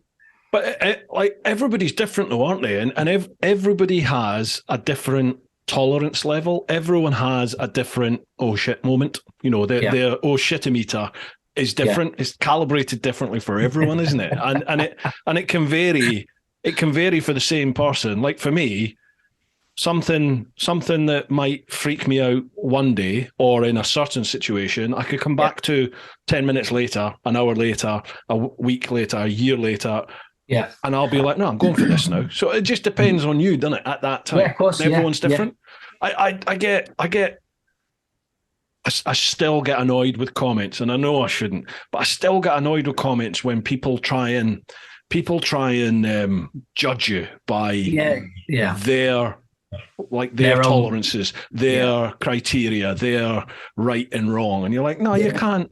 You can't do that. Everybody's different. Just I'm accept me, it for what it you. is. Yeah, exactly. Yeah. It's me on the whiskey now. I'm ready to start glassing people. Right. Rebecca Christie. How you doing, Rebecca? Hi both. Hope you are enjoying your evening and the appropriate tipples are slipping down. Absolutely. Question for Richie. What was the name of the B&B you stayed at near Ullapool? It looked amazing. Clachan Garden B&B. It was amazing and the people were lovely. Again, I arrived thinking the ferry's just only over there. The pictures all looked great. It said there's a recording studio for traveling musicians. I thought, oh my God, this is going to be the best place in the world for me. Are you a musician?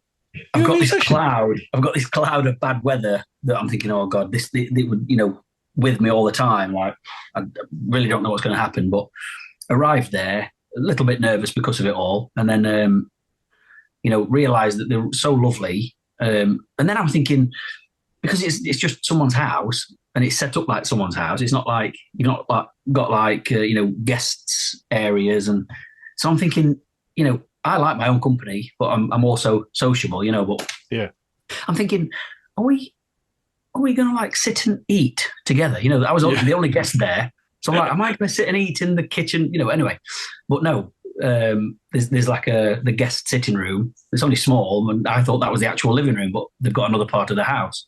Massive telly in there, and they said, well, we'll set your table up there, and is there anything you'd like to watch on the telly?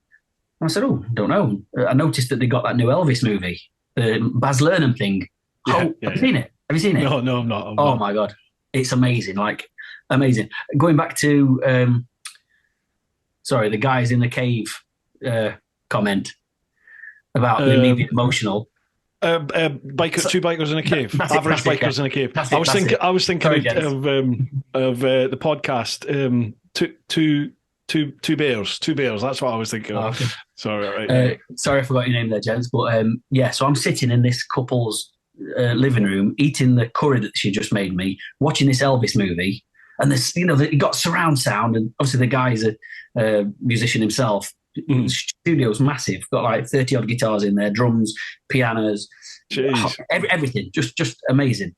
So he says, obviously if you're watching a movie, you want the sound on properly. So the sound massive. I'm sat there eating me tea, watching this movie.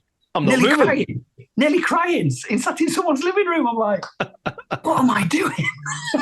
But yeah, Clacton Garden bed and breakfast, and it's amazing. I would fully recommend it. And that's the guy Dickie sent you. That's the guy that drove in front of me all the way to the port just to make sure I were all right. Awesome. Really, do you still keep in touch with those folk? Yeah, they've messaged a few times since. Yeah, and they've been watching the series, which is brilliant. I'm very pleased about that, because he says to me, at the time, you don't really say, "Oh, hi there, I'm a YouTuber." Oh, I'm just rating, I'm passing through kind of thing. We got talking about guitars and all that kind of stuff, and there's a guest book. And to write your experiences. So I wrote a little thing in the guest book saying, I'll never forget this trip because of the weather, blah, blah, blah. I'm the guy that came on the bike in the, this deep snow. And check out my channel, like and subscribe. No, I put in brackets at the bottom, the YouTube channel. Not to visit, but I just put it in there just in case, whoever's reading it wants to have a look. They've obviously found it from that, and then since been watching, and he's like, I had no idea you did this. You did all this kind of stuff while you stayed with us. I'm like, oh, yeah, but yeah, it's going down brilliant. So yeah, I'm very, very chuffed. And yeah, nice. I would stand by that bed and breakfast all day long. It's brilliant. Nice one. Rebecca's got another question for you both. If you had to choose one last epic country to ride in, where are we going and why? Well, what we're doing Dead Horse to Ushuaia, aren't we, Dickie? We're doing the whole American continents. Yeah, let's just say yes. Yeah, if we can get sufficient funding for said trip.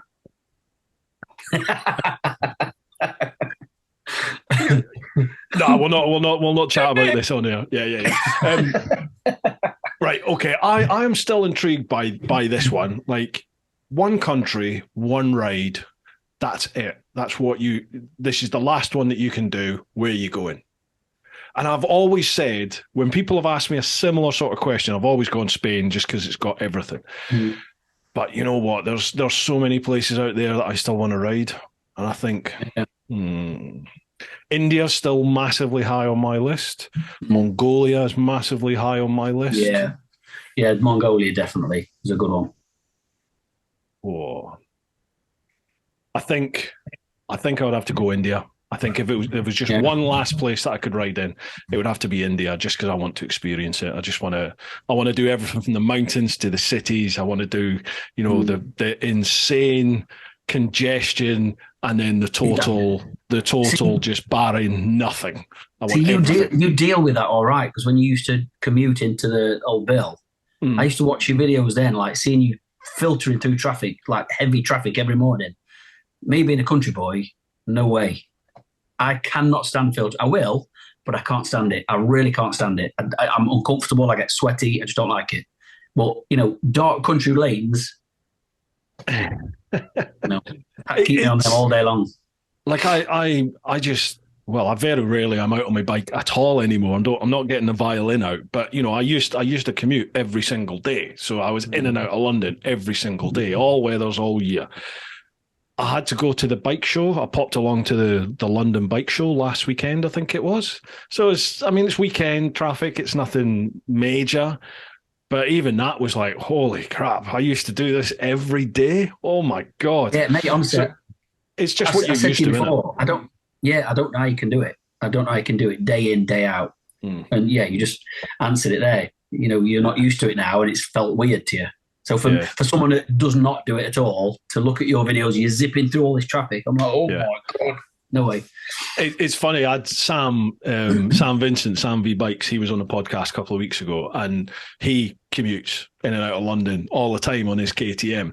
And it's funny listening to him talk, because I remember being like that. It's almost like a TT. You almost time yourself, like how quick can I get in and out?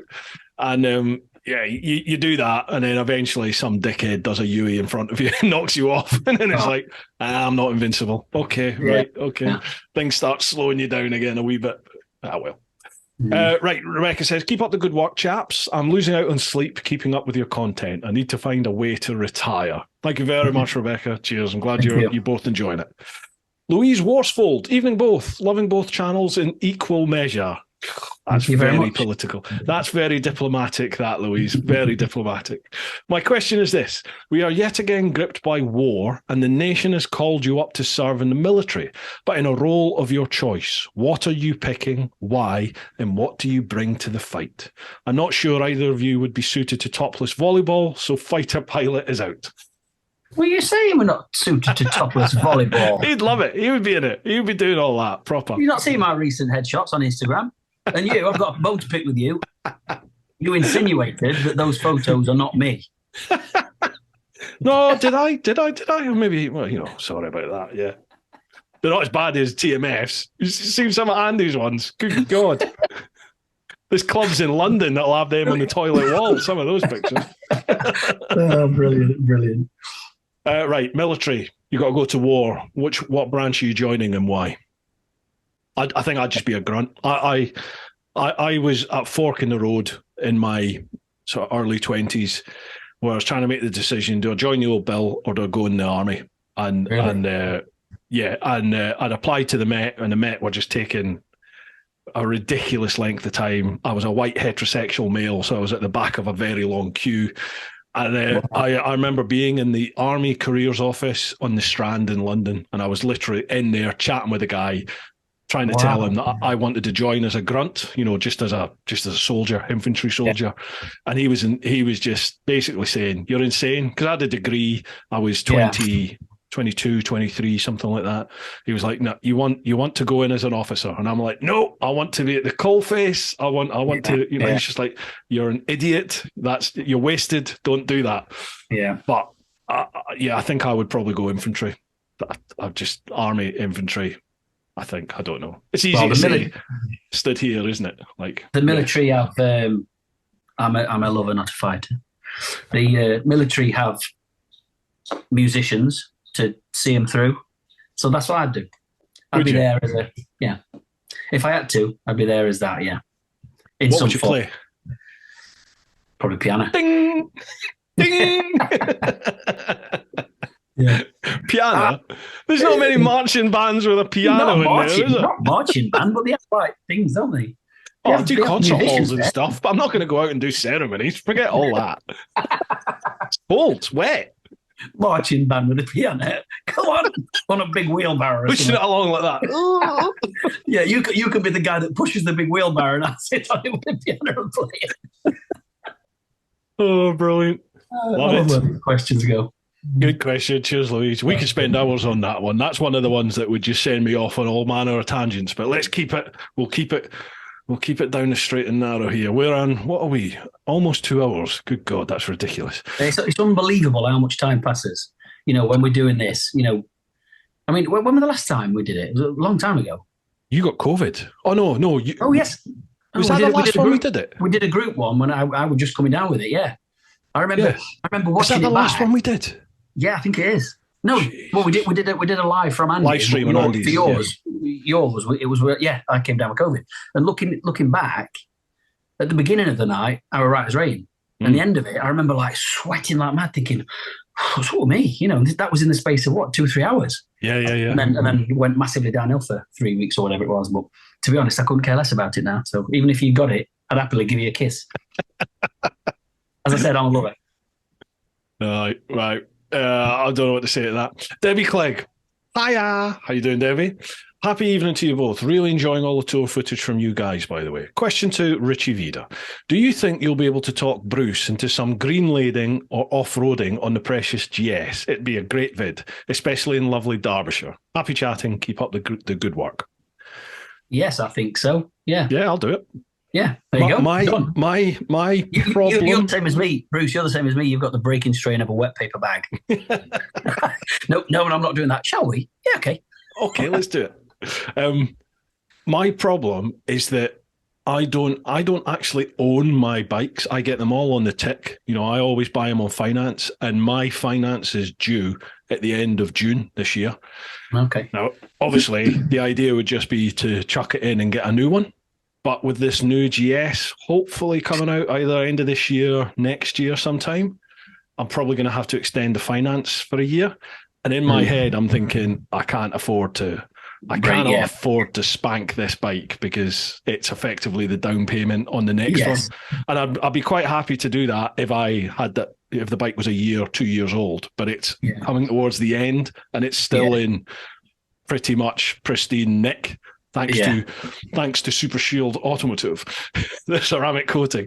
But you know, like I'm quite dubious about taking it off road now.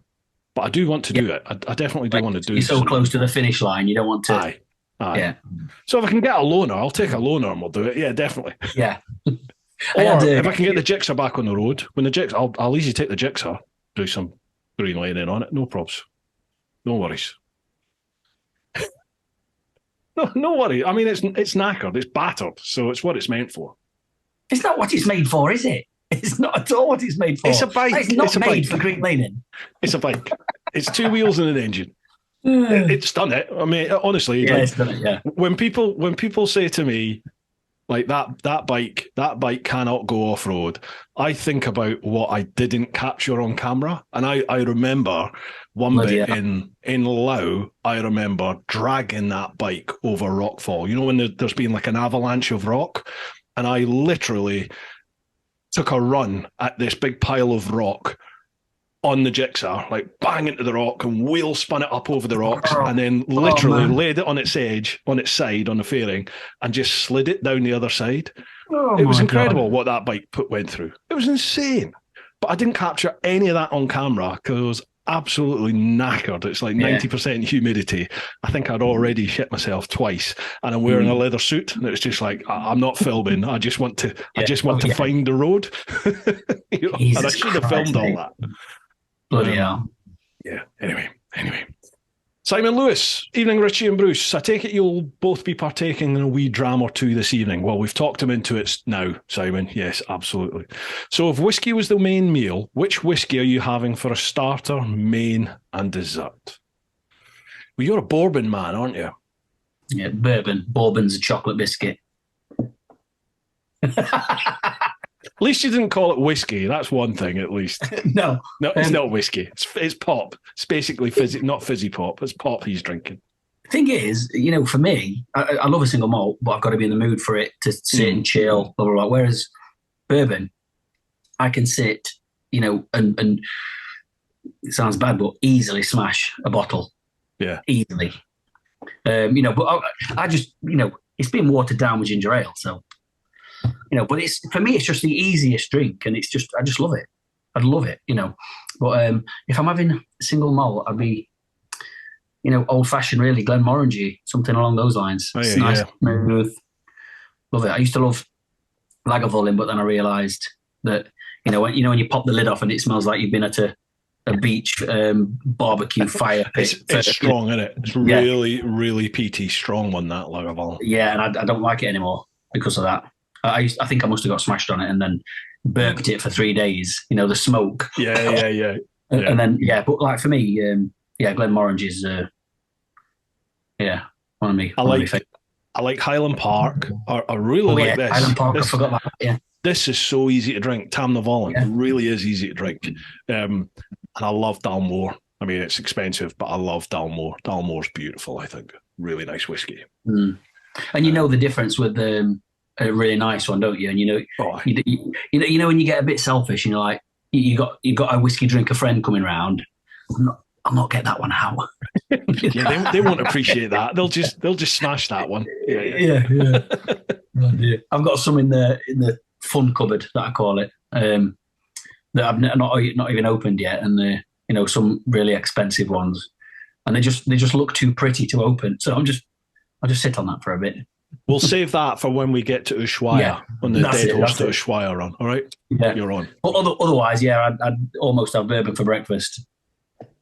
What's Buffalo Trace like? I've never tried it, and you're always going on about it. Yeah, Buffalo's my favourite by far. Buffalo and Woodford, but I would always choose Buffalo over it first. That's what I'm asking for. If I ever go to a bar, I'm always asking for Buffalo and ginger. Always. I've heard of. Sorry, go on. It's actually not much different to Woodford, and Woodford's a very, very nice one. Very nice. Well, I've heard a lot of the American podcasts, like Rogan and a lot of them chatting about Buffalo Trace. Yeah, is it not? Is it not America's oldest bourbon? Bourbon. I wouldn't know, but it would surprise me. I think Buffalo Trace is the one they're talking about. That it's basically older than the country is itself. It was around before the United States became the United States. It's one of those ones. Yeah, I actually came across that at the country festival that I go to every year in London, the C2C festival. March is coming up next week, is it? Not next week, 2-3 weeks. And they had a big Buffalo Trace stand. And the stand just looked really cool. And I like whiskey anyway. And I just thought, I'm going to have a glass of that. And it was Buffalo, and it was called a Buffalo Sour or something. I can't remember. But I just remember drinking it thinking, oh my God, that's amazing. But it's dangerous because it's like 15 quid a shot down there because of what it is.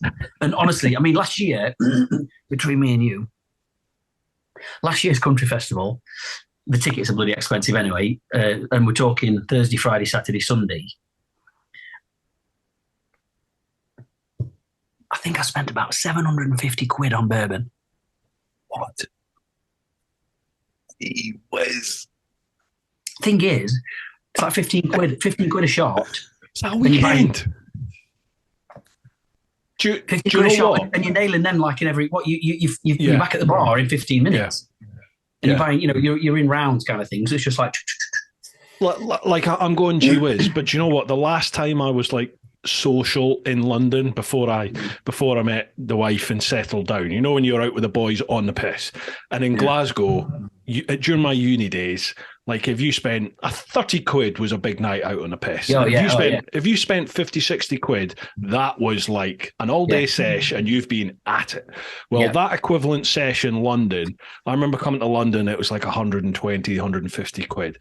Well, 10 years ago, it was hitting 200 to 300 quid if you were having a full-on proper day, night, clubbing, both out on the piss. So I suppose you could easily do that now, couldn't you? You, like I say, you're there Thursday, Friday, Saturday, Sunday. This is on. This is on all day. I love how we're justifying this. This is brilliant. Yeah. Oh, it's not that expensive, really. Not an alcoholic. It was, every time I went to the, I'll have I'll pay the mortgage. You must have one of them, can't eat, but you scan your card, and I think every time I did, I'm going, oh. Yeah. It's too easy now, isn't it? Bing, done. Yeah. Bing, done. It's almost as if it's not real. It's not real money. Yeah, you're not getting your wallet out, are you? And just like you tap your phone now, don't you? That's it. Apple Pay. Amazing. Fucking worst thing ever, isn't it? I'm on Amazon just like that. Bing. Oh, I need a new hard drive. How much is that? 400 quid. Yeah, bing, bing. Oh, what? How much have I just spent? Talking about hard drives and things like that, don't you find this as well, that you can so easily justify Yeah. buying the things that are very expensive, like hard drives and things for what we do, cameras, blah, blah, blah. You don't need another camera, but here's one that's 450 quid and it's blue, that kind of thing. And you're like, oh yeah, well, I need a blue one. Well then, is that the new 11? Just arrived today. I don't need it. I've got the 9. Yeah. I've got the 10. I don't need it. It's just arrived. Amazon purchase. Don't know when. Hang on. But then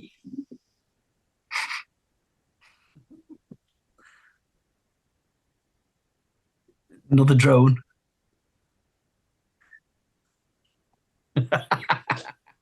Obviously, you've got to buy the Fly More bundle.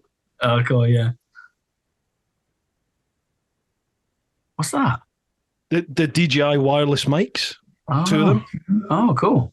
Because obviously I do a lot of interviewing. I can justify I need these for doing interviews. Get good sound.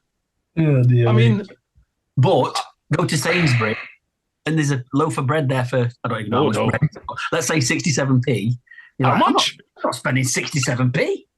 I'll go 3 miles up the other way to that other shop because it's 30p cheaper. Do you know what it was? Is I've just look at me pretending I do the shopping. Yeah, I know. Yeah. I've just done my taxes, so I got my tax bill in, and I hate that. It's January. I'm going to hate January because you've got to give the tax man money, and you just think, you greedy bastard, I've worked hard for that, and you think I've already paid tax 5 times on that bit of on that bit of income. Why am I giving you more of it? So I paid the tax, and then I had a bit of money left, and I was just like, oh, I'm going to spend it. I'm going to spend it so you can't have it. It's like, buy that. And then it all comes in, you're like, oh no. Look at old Moneybags here. Look, he's paid his tax bill and he's got money left. Look at Moneybags here. Look. Yeah, I know. Do you know the reason that is because I got bit badly last year, because last year was my first year on account. So you basically have to pay 200% of your tax. You've got to pay your tax plus the same again to build up that like year in lieu type thing. So last year I was fucked. It was struggling quite a few months last year. So I've chucked a lot aside just so that I don't fall short again this year. Yeah. So there was a wee bit left over from that tax sort of bucket that I had. I was like, right, okay, you're not having this. Let's get rid of it. I can put that on expenses. Gone. Yeah. So I can't remember what the question was, but that definitely went on a. It did, didn't it? What was the question? Simon Lewis, Evening Rich, whiskey main meal. Second question. Yes. Looks like this year's Wild Bad Weekender will be the biggest yet. Congratulations on its success. I hope to get to it this year. What's the biggest challenge in organising such events, and what's put the biggest smile on your face? All the best, Simon. Thanks, I don't know how you do this, mate. I don't know how you organise all that. Well, again, it's in here, it's in my heart, and I love it. I love it to pieces. The biggest smile is, when you see everybody there, and everyone's having such a great time, and they're all like, hugging each other because they've had a drink, and that's just magic, and you're creating something special for people, and that's the whole point of it, But I'd say the biggest headache is just lining it all up. Really, there's a million things to do, and it's so stressful because you've got to make sure all these things stay lined up, because if they don't, you've got a lot of trouble on your hands. Last year's these things cost a bomb and all, and last year's weekender, the caterers really, really let me down.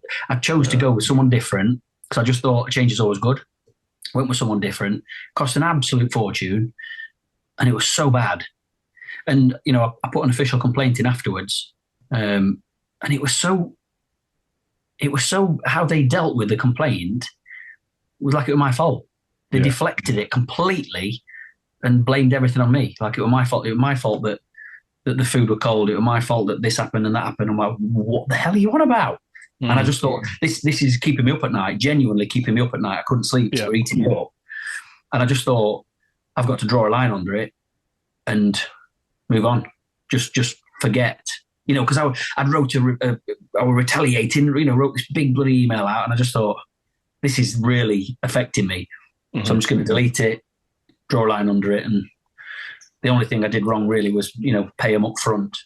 Because if I'd not paid them up front, they wouldn't have got any of it. Yeah. But anyway, you live and learn, don't you? And like I said, on one of the videos talking about this year's. We've changed everything in food this time, but I think you've got to go through things like that to be able to learn from them.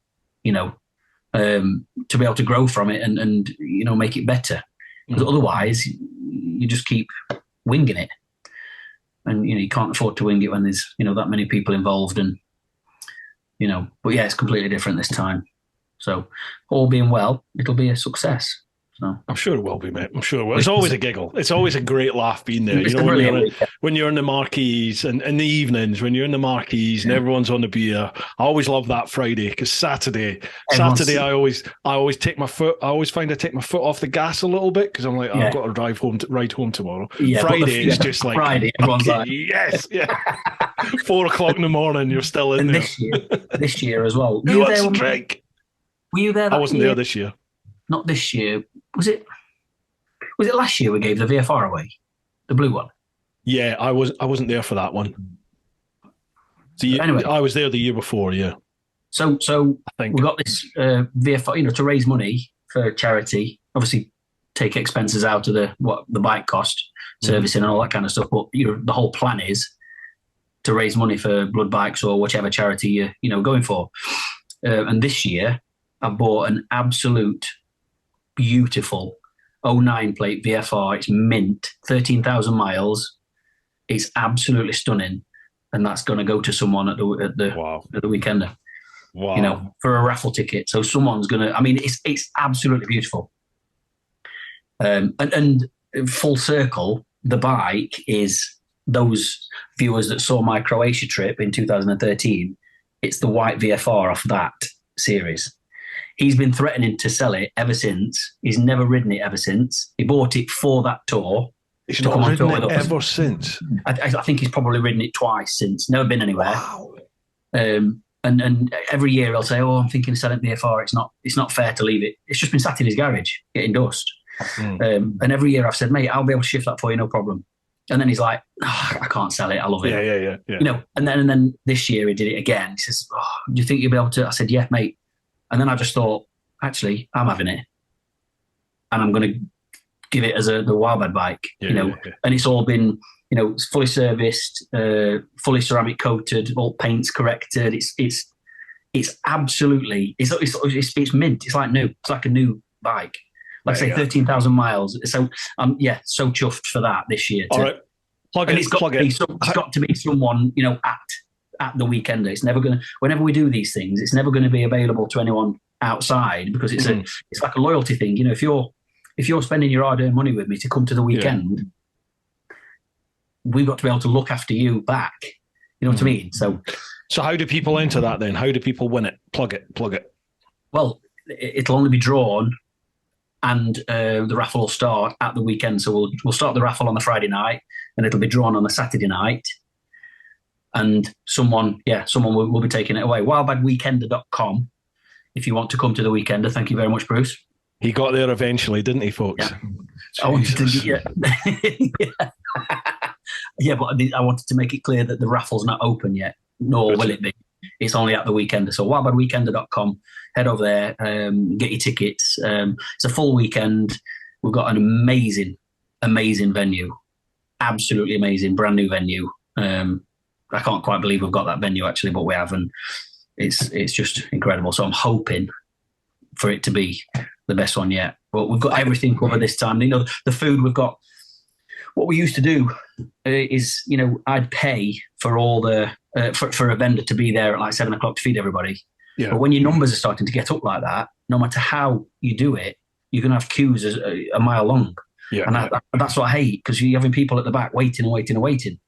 So now, I figured the best way of doing it is, because we've got the numbers, is to have several vendors there all weekend, serving all weekend. So, you've got fish and chips, you've got street food, you've got barbecue, so you can go and grab a burger or whatever you want. And choose to eat whenever you want to eat.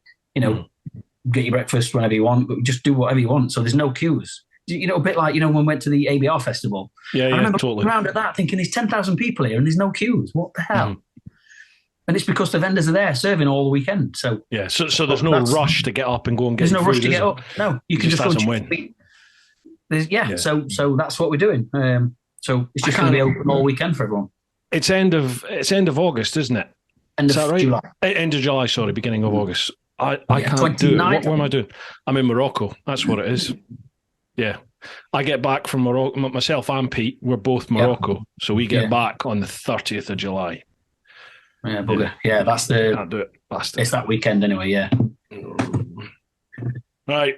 Anyway, right, folks, get yourselves... I'll put some links down below, so get yourselves some tickets. Get there. No problem at all, man. No worries at all.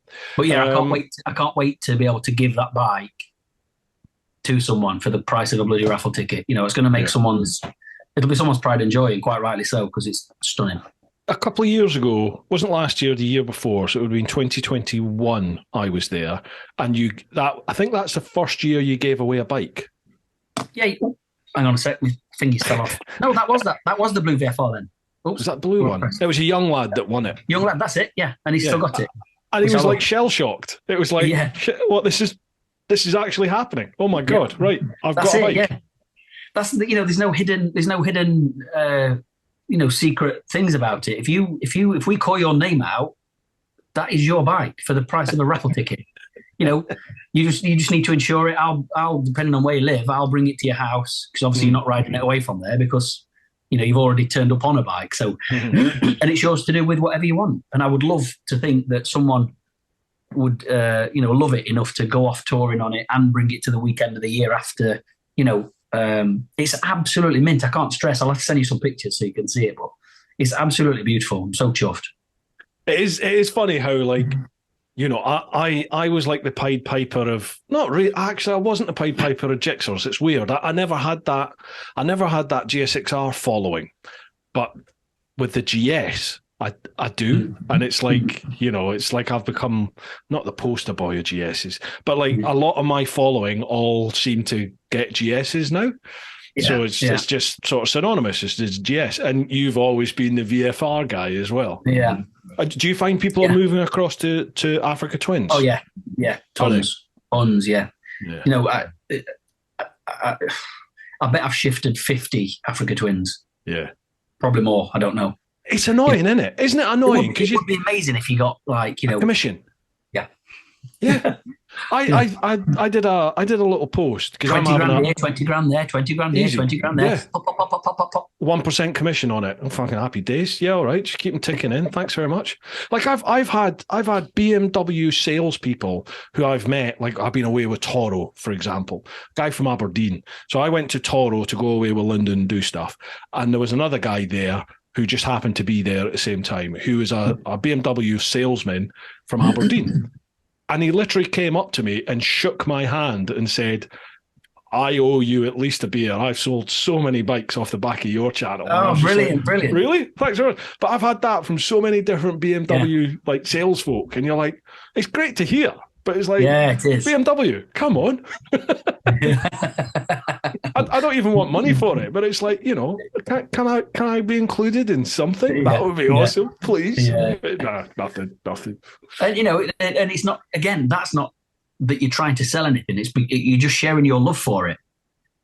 And if you're if you're talking about it, again, like this trip I've just done, I kept thanking the bike for looking after me. Yeah. And I just think, what an amazing machine to be able to, go and do and take all that abuse and just keep going. Come on, keep going. Let's go. Quality speaks for itself, doesn't it? Yeah. And like, Like I get a lot of abuse because obviously with GSs there's a lot of haters out there, and I totally get it. I was one, and I also totally accept you either like them or you don't like them. It's just it's one of those bikes, isn't it? I think with most bikes, you like that bike or you don't like that bike, whatever it is. But I just say to people, I genuinely love it. So for me, I'll just tell you what I think, and if you like that, take one out and see what you think. Exactly. It's like, and people go, you must get paid for that. You must get paid for it. You might, I fucking don't. It's just, I wish. I love it. I want to find. I don't wish I got paid, because otherwise you would be saying your integrity like squirmy stuff about it. Of course you would. Yeah. And people smell smell bullshit, don't they? Yeah, exactly. The whiskey is kicked in here. But I'm at that stage now where I'm thinking,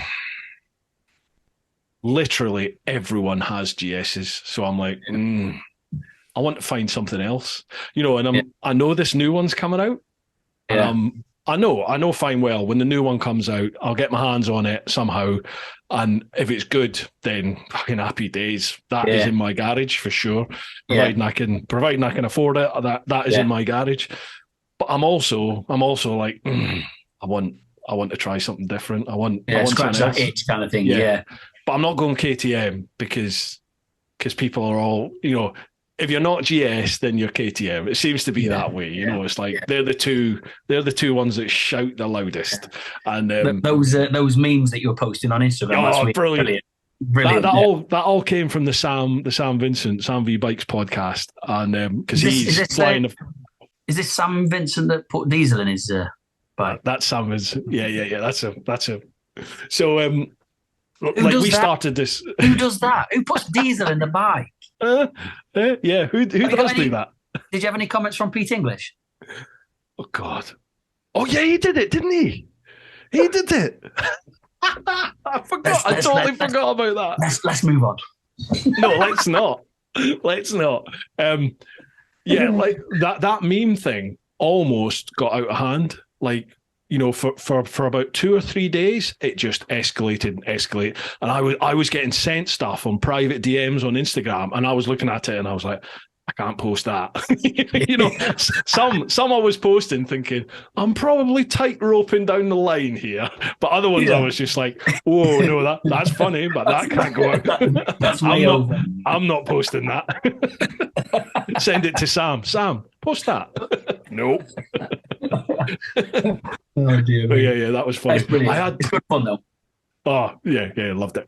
I even had I did one about BMWs. That one I did a story about. I've been caught test riding the new GS. Someone's trying to blackmail me. Did you see that one at all? I did a story. I was out walking the dog and I was just like, right, I've been working with BMW for the last few months, test riding the new GS. This is you just filming. This is my camera, just for a story on Instagram, and I was just like, someone's managed to get a picture of me out on it, and they're trying to blackmail me for money. Otherwise, they're going to release the pictures.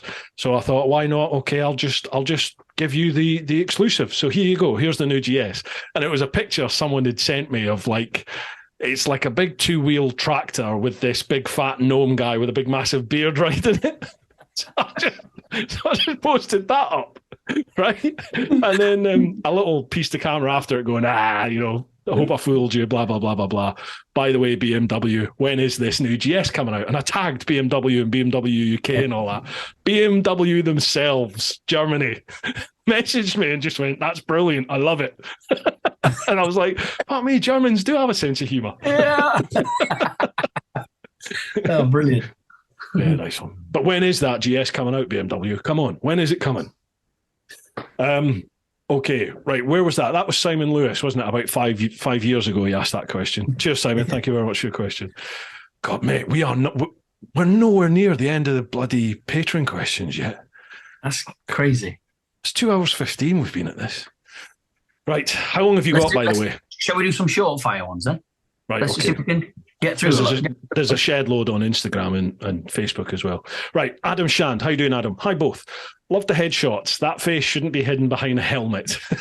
Rich, you often talk about taking the leap and going full time. How far away are you from that now? Is it still the dream? Well, this isn't going to be a quick fire one. Yeah. Come on. Because you've got about 6 main jobs. Well, not 6, but the things are different now. Yeah. Well, my last actual job was November. So, my day job. So I've been YouTube and editing ever since. This last week, I've pushed my diary off as long as I possibly could. Yeah. And now jobs are starting to, people are like, hello. We need it done. I've had to go back this week, and it's about killed me. It's not, I'm not full time, but I don't think it's a million miles away. But we'll see. We'll see. Needs must, and I've got an extension to pay for somehow. So, yeah. Like obviously divulge as much as you feel comfortable with, but with your proper main, I hate using that word, with your main job. Yeah. We'll not go into details, but are you in a position where you can grow that, or you've grown that to a level where that can run quite comfortably in the background without you being there day to day, hands on, or not? It could, but I'm me, and I like to be involved with everything, So yeah, I wouldn't feel comfortable being able to, move away to let someone else do it yet. So you're a control freak. I think you're like me, aren't you? So. Yeah. Yeah. Well, you like things to be done right, don't you? You like things to be done right, and that's I could really do with an editor. If you care about it, then you gotta do it. I'm saying, but I'd never be able to let someone else edit for me. I couldn't do it. I couldn't do it. No. Unless because again, like you'll film something and you yourself don't even know what it's going to be until you start editing. Yeah. And the edit makes it.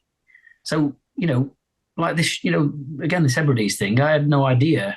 I was just editing it like I do all my videos, and it's just struck a chord with people, and people, it's gone mad. But you never know, do you? You never know how it's going to go or what. And I think a different edit could have changed all that, but you just don't.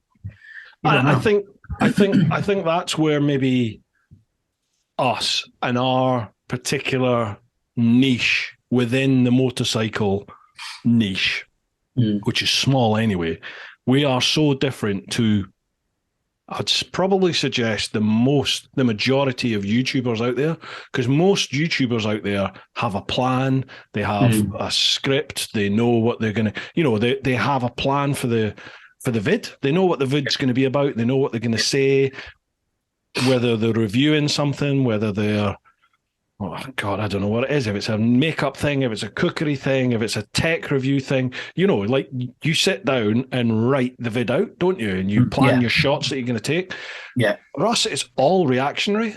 So yes, definitely, 100%. As you say, you put your camera on, you go out, and it happens. And you finish that day with a whole bank of content, and within that content, there could be 1, 2, 3, 4, 5 different stories that you could tell. And it's down to you in the edit to figure out what is the story, what's the layout, what's the structure that creates the best final package, isn't it? And I think there's not a lot of YouTube niches that are like that that I can think of anyway. Yeah. Like you say, a lot of it's polished and rehearsed and not what we do, but the others. But I don't think I could do that. I don't think I could. I couldn't have somebody edit the actual vid. No. Yeah, I would pick fault with it, which would be ridiculous because it will probably be better than what I could produce. But I'll look at it and just be like, oh no, Yeah, but then you're paying for that as well. So because you're paying for it, you can't be unhappy about any of it, can you? Yeah. So if it's just your edit and it's completely on your head, then brilliant. If nobody notices that bit that took you 45 minutes to an hour to edit really clever bit in, if nobody notices it, then nobody notices it. But those few that do notice it make it all worthwhile. See, when you get contacted by like an editor, I've had a couple of like DMs off of people who I respect as editors. They're not YouTubers, they're proper editors, and they're like, I saw that vid, this timestamp, I saw what you did. I love that. Good bit of effort. And you're just like, that's a pat on your back. Yeah. No one else will notice it, but they look at it and go, good bit of work that. And you're like, yes. I do little things like that a lot. I'll put little bits in, knowing full well no one will ever see it. Yeah. It's nice when that odd person goes, Totally. Right, okay, so that was Rich going full-time from Adam. When are we going to see the next collab? Bike versus Planes 2 or Big Little Adventure 2 would be awesome. Take care both and keep up the good work. It's in the pipeline, Adam. It's just, as we've chatted about already, it's logistics, mate. It's coming up with that idea and getting everybody that's going to be involved with it available for a point in time when we can all go and do it. It will happen. It definitely will happen, but I couldn't tell you when as yet. But watch this space with Big Little. That's what I will say. To Bob Rocket. After watching Richie's awesome Hebridean tour and Bruce's Scotland tour and a number of distilleries bypassed, how long would a whiskey trail tour take with as many riders on Bruce's tour, and how many would go missing? It would be utter carnage. Carnage, wouldn't it? Yeah. I've had quite a few people saying, could you do like a tour based around the whiskey distilleries? I'm like, well, no, because you'll get to a whiskey distillery, you'll do a tour, and you can't ride for the rest of that day. Yeah. And then if it's a good one, you ain't riding the next day. So it's like, You ain't riding the next day. you're not going to be on a bike till at least after lunch. And it's like, no. This is going to take a while. There are, especially now, there are so many distilleries in Scotland. They're popping up all over the place. Yeah, it's like the new gin, isn't it? They're everywhere. Okay, right. Lloyd Davies, one for both of you. Honda, BMW, or dare I say it, KTM? What for, Lloyd? What for? What is the bike? What are we going to be using the bike for? And, do you know, bugger it, I would still go BMW. If it had to be one, I'd go BMW, just because of the sort of package you get with it, the customer care. Well, there's only one really that makes me tingle, and that's that. I don't know if this is what he means, but the Super Adventure R. Every time I see that, whether it's on a video or, there's some really like amazingly talented riders popping up on Instagram, riding Africa Twins and Super Adventure R's and BMs. And you just look at it thinking, how are you doing that? Yeah. And you try your best to try and, replicate it somehow, spin your back end a bit. And it looks absolutely nothing like that, But yeah, that if I had spare dosh, I'd love that Super Adventure R, just to be the naughty one in the garage. Like the best riding experience, hands down, is KTM. KTM is the one that's going to get your dangly bits going. Yeah.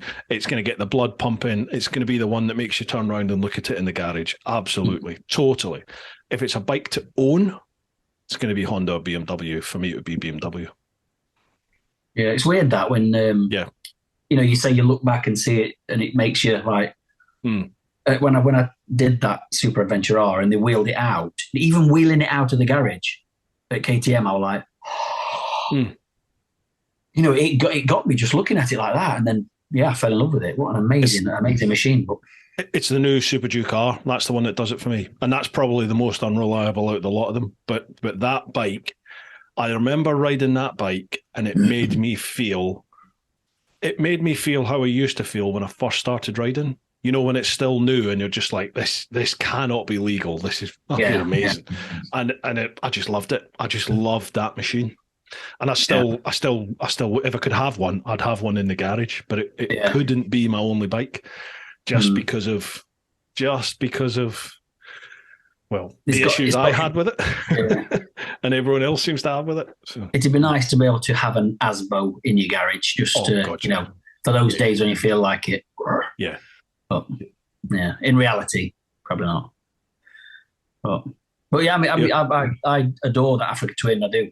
And again, there's a bike that fits everybody, Yeah, totally. And, some people gel with certain bikes, some people don't, it's not saying anything's less or whatever, but the Africa Twin for me just fits perfect. I feel like I can throw it round, happy as a piggy muck on it, just love it to bits. Your Africa Twin is me on the GS, isn't it? It's the bike that just does it all for you and you're happy with, exactly. And it just ticks all the boxes. Boom, off you go. Yeah, definitely. I get that. Totally get it. Right, Stu Lawton. Hi both. Hope everyone is well, warm and healthy. Getting better by the minute, Stu. Are you having a top up there? Oh God, yeah. I have to join you. Not? I am now. That's nearly half a bottle gone in 2 glasses. That's all I'll say on that one. Slange. Oh my God. You're still putting your fizzy pop into your fake whiskey, aren't you? God. Fake whiskey. Into me chocolate. Finished? Do you want some fruit in that and a little umbrella? You all right, Slange? Cheers, man. Right, Stu Lawton. Hi both. Hope everyone is well, warm and healthy. Yes, thank you. Hope you are too, Stu. A simple question for Dickie V. How much would you have to be paid to swap the Africa Twin for a GS? I wouldn't swap it. Would you not? No, I wouldn't. Really? Genuinely? Do you know, there's like, at last year's weekend there, because Gaz has swapped, he's got the GS now as well. And, they were having a chat with a few people and they were all going, come on then, when are you going to get one? And, we obviously have to have a bit of banter, don't you? And I'm like, look, the GS is a great bike. There's no doubt, I'm not arguing any bit of that at all. It just doesn't do it for me. The Africa Twin does. It's like what we were just saying exactly there, Exactly what we just said. Yeah. If it fits you, it fits you. And the Africa Twin for me is it's just an awesome bike. I love it to bits. I get you. I see that. He's got a second question. Go on then. Finally, if you were on a trip with the other three amigos, TMF, Teapot, and Lamb Chops, stopping over in a travel lodge with only 2 twin rooms available, who would you share your room with and why? I'd share it with Andy. I'd share it with Andy because his backside's smoother than the other two. You are taking your life in your hands. Do you know, like that? That man is an utter deviant. Andy will be like, Premier Inn, can I book 2 rooms, please? Yeah. Straight on the phone right now. I tell people that about, because like TMF always comes up in conversation, doesn't he? Because I love him. He's a great bro. He's like the main man out of us lot. And people always say, he's just a little bit boring. He's a little bit beige. And I'm like, that is a persona that he's manufactured, that he's portrayed to get to where he is. But that is not Andy. I was like, Andy's the biggest fucking hoodlum out the lot of us. He's like a total animal. And people are like, what? He's been very clever how he's built his channel and his, all success that's there for a reason. He's worked bloody hard to do that and, create the model that he has. Off camera, that's not him. But had he have made the channel being real Andy, it probably wouldn't be as successful as it is now. It would be too polarizing because wouldn't it? Because I think I'm probably guilty of that in that I'm probably a little bit too open about what I think and what I say at times. So that can polarize people, I think. I do get some bite back on a few things that I've said and I get that. But, Andy's definitely gone for the middle of the ground, not the grey man, but he has gone that way specifically, hasn't he, to have as broad a reach as possible. Yeah, and it's worked. Absolutely, it's worked. Yeah, definitely. But if you ever get the opportunity to go on the beer with TMF, 100% do it, but don't bring your missus. Because she'll look at you and go, you are an animal. I can't believe you did that.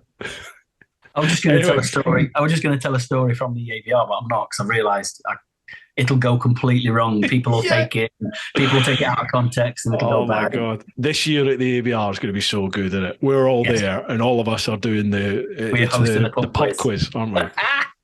and I'm last year. Was it last year or the year before? Last year I wasn't drinking. I was literally there for the afternoon, and that was flying visit, weren't it? Yeah, I'm there all weekend now. So brilliant, mate. I will probably be naked on stage at some point. Mike Whiting. Hi, Richie and Bruce. As Richie will be starting his new career as 007, how does he feel about riding a Triumph for the next few years? My question, Richie, I think that was just a quick comment. Question, Richie, did you feel pressure to do content when you were on your snow adventure? Or with the Hebridean? Yeah, that's a good point. No, I didn't. No pressure. Listen, I make the things I make because I want to make them. Didn't feel any pressure at all. I could have chosen to switch the cameras off because I was panicking. I didn't feel like I needed to, and I need to create this, I need to create that. I just basically, how I do my thing, I have internal power, external power for the camera. So I can afford to have the camera switched on and forget about it. So I'll leave it going all day long. So, and then I just go about my day. What size memory card do you use for a day? 256. And that does a full day? 8 hours. Solid. Wow. At 2.7K. Ah, I see. I film at 4. Right. Okay. It still does it at 4. 4K is exactly the same as 2.7 in terms of data usage. But it's I think it's only when your frames per second go up that you take a chunk of your memory away. What do you film at then? I film 50. At 60. 50 I film at. I'm at 60. I get about 4 hours out of 256 gig. At 4K? At 4K 60 Super View. Yeah. That's what it have you got other settings changed? Like you Pro Tune maybe? Yeah, I use Pro Tune. I bring EV down a little bit. I've done a wee video on it, folks, if you're interested. Yeah, I bring EV down minus 0.5. Yeah, although I think in the UK that can often be quite dark. So maybe for UK, probably keep that at 0, I think. But if you're on a nice bright day, you want to bring it down 0.5, don't you? Just to sort of stop it blowing. It can give a really nice effect. That I have mine at minus 0.5. Yeah, but then a plug-in after the fact, and it is a bit dark, and you put a highlights and shadows plug-in on it and lift the shadows a bit. It gives a really nice effect. So it doesn't necessarily brighten it back up for exposure purposes, but it lightens the darks a lot. So it gives it a really weird. It puts like an inverse S type curve on it, does it? On the old kind of, yeah. Okay. And it just gives it a weird, like a really a weird ambient feel to it. But yeah, I find that does a good job. That's interesting. So because I film all the time, and so no, I felt no pressure. Basically, if I'd have come back with one episode, and that's the other thing. As I said before, you don't know, or I don't know when I'm filming. Even at the end of a day, at the end of this trip, I didn't know if I had one episode, if I had 6 episodes, 8 episodes. It was an 8-day trip, and I normally do morning to night on my episodes, morning to night. But this time, I decided to do it like a 2 days would make the episode. So during the episode, you get to see the nighttime, and then the next morning, and then so you just don't know. Like I said, I didn't know if I was going to have 6 episodes, 2 episodes, 1 episode, and I ended up with 4. And yeah, I decided I could have made 5 easily, but I decided to punch that last one into the, just a sign it off while it was at a high. Yeah. Rather than the journey home kind of thing, Yeah.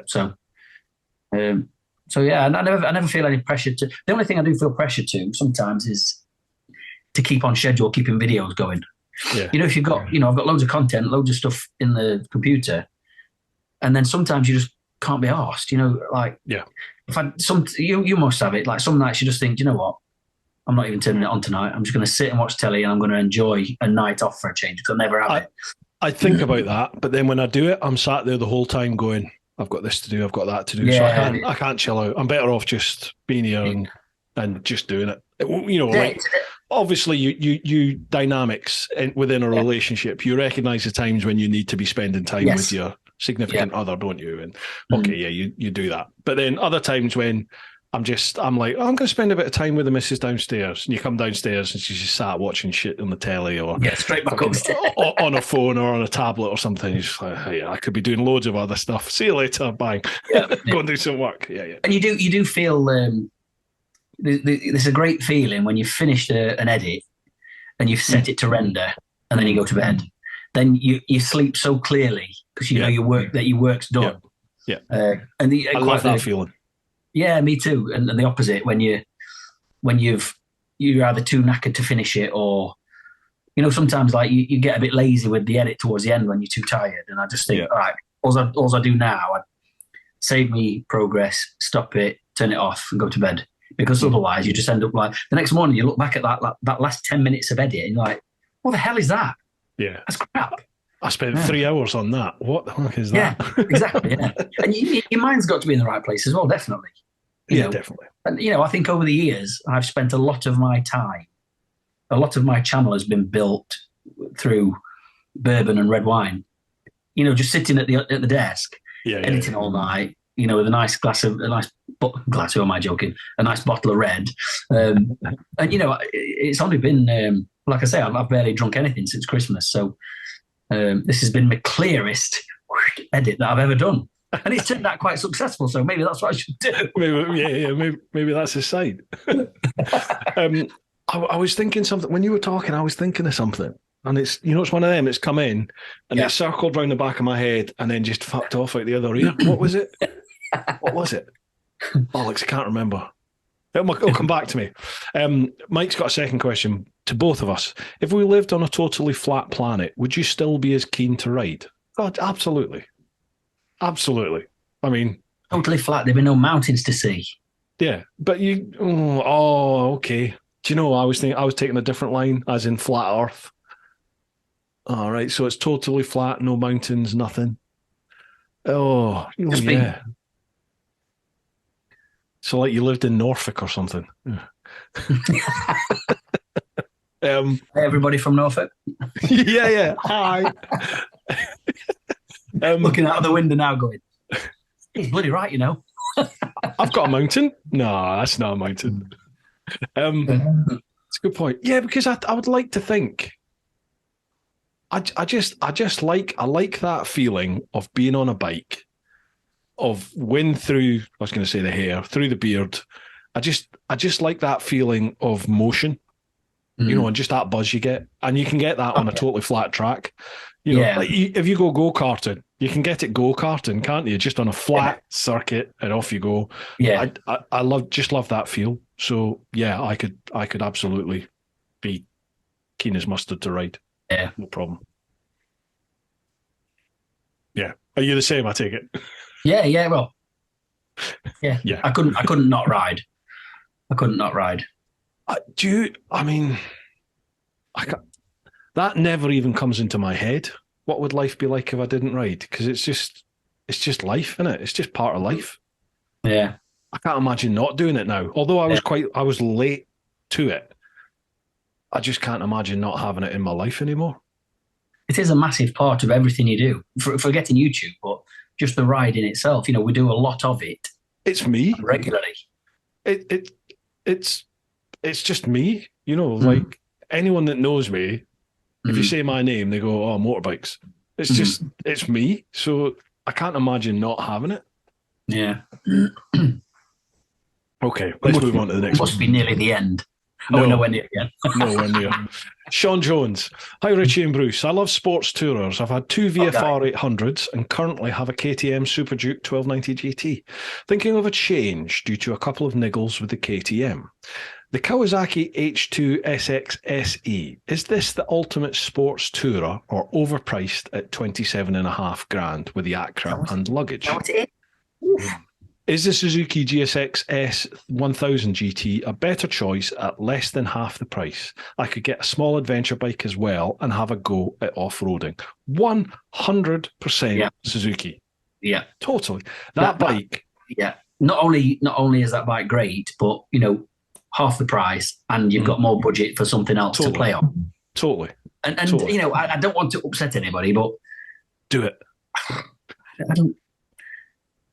I rode a Z1000. What was it called? Z1000 Kawasaki H2 SX SE. Not for me. Never ridden it. Not for me. Fast, very, very, very, very, very fast, but no, not for me. And I like speed. Does nothing for me anymore. No. Do you know what I mean? It's like you know the like that sort of speed. Sports touring. You know, he's had adventure bikes, so he knows, but there's a thing about adventure bikes that, you know, even if you're not interested in going off-road, they're an amazing sports touring bike because they go like stink. They handle just as well as anything else. They're comfortable. You know, you get your visibility is so much better because you're straight and you're upright. So there's an amazing. There's a reason that they're everywhere because they're bloody great. Yeah, you know, and that's even if you're not interested in off-road, you know, but you've got the luxury of being able to take yourself off, you know, on a dirt track if you want to, you know. Yeah, I often find they're brilliant. I often find some of the biggest critics are those people that add value to top speed bikes and they're figures orientated. You know, like this bike's got it's got X amount of HP, or it's got this amount of torque, or it's this top speed. That means bugger all to me. I don't care about any of that. It's like, get me out on a normal road and let me ride within, you know, like I would say sub sort of 100 mile an hour. Yeah. Let me ride within those specifications on normal roads, A roads, B roads, backcountry scratchers. Yeah. What's the bike that I really enjoy riding? And, almost to a T, is the adventure bikes are going to win all of that because they've got the low down grunt, they're comfortable, they soak up all the bumps and shit off of the crappy roads that we have. Yeah, definitely. The only one so far there's been two that have been a big surprise to me. Super Duke R to me was just that. To me was the all round bike. That bike would be in my garage if it wasn't as reliable as a paedophile in the playgroup. It's just not a bike to live with from what I know of it. Speaking with other people, they seem to have loads of issues. I had issues with it in the 2 weeks I had it. And the other one's the Goldwing. Oh, amazing. Yeah. Fucking outstanding bike. Amazing bike. Yeah. Never thought I would say that. No, and those that have never ridden one, I mean, they do look like silly, big, lazy. Should not do what they do. No, and that's why I've led the weekender ride, the group ride, 2 times now on the newest model at the time, Goldwing, and it's just to show it off because no one really realizes how bloody quick. We were grass tracking on some of the last year's weekender run, and people were saying, "How the hell are you taking a Goldwing down there?" I'm like, "Well, it's just as agile as any other bike here." And it's just, quick, if not quicker. They're amazing bikes. Amazing. The others that I would really like to try is I had the Triumph Rocket 3 a couple of years ago, but it was right over New Year, and I had it for 2 weeks, and for a week of the time I had it, there was so much ice on the road I couldn't get out. I literally took it out twice, and it was like -3, -4, no. And I just couldn't. I couldn't, and I was riding backcountry lanes around Kent where it's just icy and greasy, crappy. Yeah, I would love to take one out on like a proper, like a summer or spring ride, just to see what it's like. And I'd like to take out the Ducati Diavel. I'd like to take that out as well and see what that's like. Yeah, because I've had people away on tours with me, and like the Picos it's a German chap, Sasha. He's been away a few times with me on the Diavel around the Picos, and he's there. He's there and he's doing it, and you're like, fine. Well, years ago, we used to see a guy used to ride with us on an old Goldwing, and we always used to say back then, bloody, between ourselves, like, bloody hell, he don't mess about on that. And then obviously you ride one yourself, and you realise that it's just a mega capable bike. Whack it in so easy, isn't it? Amazing, yeah, amazing bike, really. It's probably because it weighs the same as Jupiter. It's just welded to the road, isn't it? You can lay the thing on its ear. But yeah, Sean, what you were saying about the Suzuki GSX-S, I would go as far. I said this in my review of the GT. I preferred the standard S1000. I preferred that to the GT. Yeah, I did. Genuinely did. The GT to me, because it was a sports tourer, having that in, is it A mode or C? Suzuki's A mode is the hooligan, isn't it? Or is that C? That's it. No, A. Yeah. Having it in A mode, you've got active. What's B? Oh, bloody hell. Active, something, and comfort. Yeah.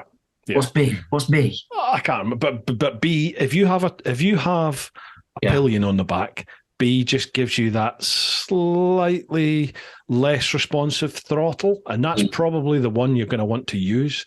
A was just really aggressive on the throttle. It is very aggressive. Really, it's almost. I never thought I would say it, but it's almost too aggressive. It's almost too fast. It's very, very snappy. Yeah. Whereas on the standard, the GSX S1000, I found A mode. I thought that bike. I was like, I'd have one of these in my garage. I loved it. I fucking loved that machine. And it's typical Suzuki. Right. You're getting a lot of bike. Yes, you are comparatively, and not a lot of money compared to what other machines are going for these days. Same with this new V-Strom I've just ridden. The A, B, and the C. I was actually really comfortable just riding in C all the time. You've still got the same amount of power. It's just got a different curve how it gets to that. Okay. So again, A, super aggressive, but it's such a comfortable bike, and again, understated. But yeah, Suzuki, you do get a lot of bike for money, don't you? Definitely. there is a lot of snobbery around the Suzuki brand, isn't there? It's almost like considered the council. It's like the council estate chav, isn't it? Out of all the brands, it's like Suzuki. No, I'm not. No. I'm going to go and buy the Mercedes. You know, I'm going to go get the BMW. I'm going to get the Ducati. We were saying you're getting a lot of bike for the money. Any owner of the V-Strom in the past, they all love it. They all love it. Absolutely. Those that have never had it have that snobbery that you were just saying. Totally. But those that have got it are probably just laughing their heads off, going, "You spent how much? Just as capable as yours." And I've still got $5,000 in my pocket or whatever. You know. Do you know what? I've never ridden a V-Strom. I've never ridden one yet. No. I'd love to. But I've not ridden one yet. Yeah, make sure you do. Try and get hold of either. Yeah. I've got the 1050 or the 1050 DE, both great. Yeah. I've got quite a nice established relationship now with John's at Romford, and I hope I've not just thrown them in the shit pile for saying that. But they're quite happy for me to take out some of their bikes. So I'd love to take out the V-Strom, the new one when that comes out. Right, cheers for that one. Next one, Lee Vigor. Hello to you both. Hope you're well. Buddy says hi. How you doing, buddy? How you doing, Lee? Of course, his new videos are brilliant, aren't they? Have you seen his new vids when he's got Buddy dubbed over the top? I shared one the other day. I shared it, and it was a reel that he did, and I just said, if this doesn't make you smile, then nothing will. Was it the one about people like screwing up curves? Screwing up his road, and Buddy's in there going, "Come on, you pussy!" That's it. Brilliant. It's absolutely brilliant. That's the way to go, Lee. Like it, mate. Yeah. Definitely. Question for both. With so many amazing adventures under your belts, what is still at the top of your bucket list? Dead Horse Ushuaia. We've started something here, haven't we? Definitely. Mickey. Or we could do Africa. Will you come and do Africa with me? They were very rude to me when I went there last time. Will you come with me, please? You want someone to hold your hand? Yep, please. Can you stand in front, catch the machetes and the bullets? They didn't like me in Africa when I was there last time. No, do you know what? Actually, Africa's on my list.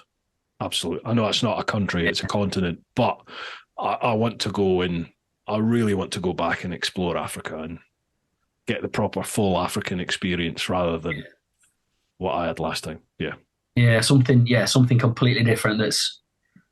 That's not worrying, but you're way away from home and it's not necessarily safe, or I'd definitely like to do something like that. Were you following? There's a lassie, a lady, a young lass who's just ridden an electric motorbike around Africa. She's just ridden it down to South Africa. I think she's from like Denmark or somewhere like that, or Germany. I've totally forgot it. I'll put it in the links down below. She's just finished it about maybe a month ago, but she rode an electric motorbike all the way down to South Africa. And I think she went down the West Coast route from what I remember, which is a tough route. That is the tough way to go. And at the moment, that's like riding, long distance on electrics. Well, I think you just about recovered, aren't you? Well, mate, that nearly killed me. But that's nothing compared to what she's just done. And then there's, Mark Travels. Do you know him on YouTube? German chap. He's set off about maybe a month ago now to ride around the world on an electric bike, and he's just crossed it. I think he's in Tunisia at the moment. So he's on his way. I mean, it's slightly different. He has his missus behind him in a support truck. They've got a Suzuki Jimny, so she's behind driving that, and he's riding his Zero electric motorbike. But this lassie that's just completed that trip on I think it's a Cake electric motorbike. So it's almost like one of these commuting bikes that you see, like a little really small little wee thing. She's tiny. She's like 5'2". She's nothing to her, but it has an interchangeable battery on it. So she's got a couple of these batteries that she can just rock up, take the battery out, charge them up, whack it in, and off she goes. But she has just done if you were to do that on a petrol bike, that would be an achievement to do what she's just done on an electric bike, and it would be an achievement to sound sexist. It would be an achievement to do it as a 6'3" bearded bloke. She's done it as a 5'2", dare I say it, at the risk of sounding chauvinist, a beautiful 5'2" single lassie on an electric motorbike, and she's gone all the way down West Africa. Brilliant. You know, the balls that takes to do that. Fair play. Good on her. Yeah, I'll have a look at that, definitely. Yeah, I'll try and find it. I'll send you a link to our I think it's all on Instagram. I don't think she had a YouTube. She just documented it all in stories on. Okay, that's a shame. If it's stories, it'll all be gone. There must be another. She must have documented it somewhere else. But yeah, it was an incredible thing to follow. Okay, another one from Lee. I hear on the grapevine you're taking your trusty guitar to the ABR for a set or two. So what song are you going to perform together? Together? What, us? No. I don't even know what songs I'm going to play. But we can sort something out there. No, mate, no, just no. I used to think I could sing, but I'm well aware I can't now. So no. Are you going to be up on the stage then? Are you doing a gig or two? Are you doing something? Yeah. I don't know exactly what's happening yet, but yeah, they've roped me in. Beautiful. So yeah, I can't wait for this. Happy days. It'll be a good one, mate. Definitely. Yeah, we'll have definitely have a good time. I was really impressed with that last year. I did not expect it to be what it was. I genuinely thought to myself, they're going to take the soul out of the adventure scene. You know, but it was everything amazing. About it, brilliant. Yeah, it's awesome. I don't know how they do it, but they make it feel like a close-knit adventure festival, but on a massive scale, and it works really good. Crazy. Okay, is that people there? Yeah. Lee says, much love, Lee and Buddy. Cheers, Lee. Thanks, buddy. Cheers, mate. Neil Bicknell. How you doing, Neil? Neil came away with me to Scotland. Hi, both. No question, but just wanted to say thanks to both of you for your inspiration since I got back on a bike 3 years ago after 32 years. Loving the podcast, Bruce. I didn't know that, Neil. I didn't know you'd had a big break, mate. He's a lovely fella, Neil. Really nice chap. Rides a Triumph, but never mind, you know. Can't hold that against him. Demo Shavo. Come on then, Richie. Let's have a couple of verses of Tennessee whiskey.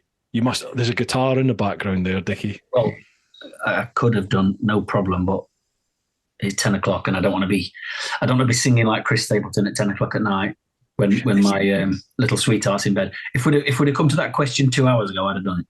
Mate, have we been at this nearly 3 hours? 3 hours. Yeah. It's amazing. It's the easiest way to pass so much time. I can't believe this much time disappears. And all you're doing is chatting. I thought we'd been battering through these questions. We've not even got to Instagram and Facebook yet. Are we still on Patreon? Yeah. Wow. We've got 2 more questions on Patreon. All right, we're not going to get. We can't let this drag on past like 3 hours or whatever.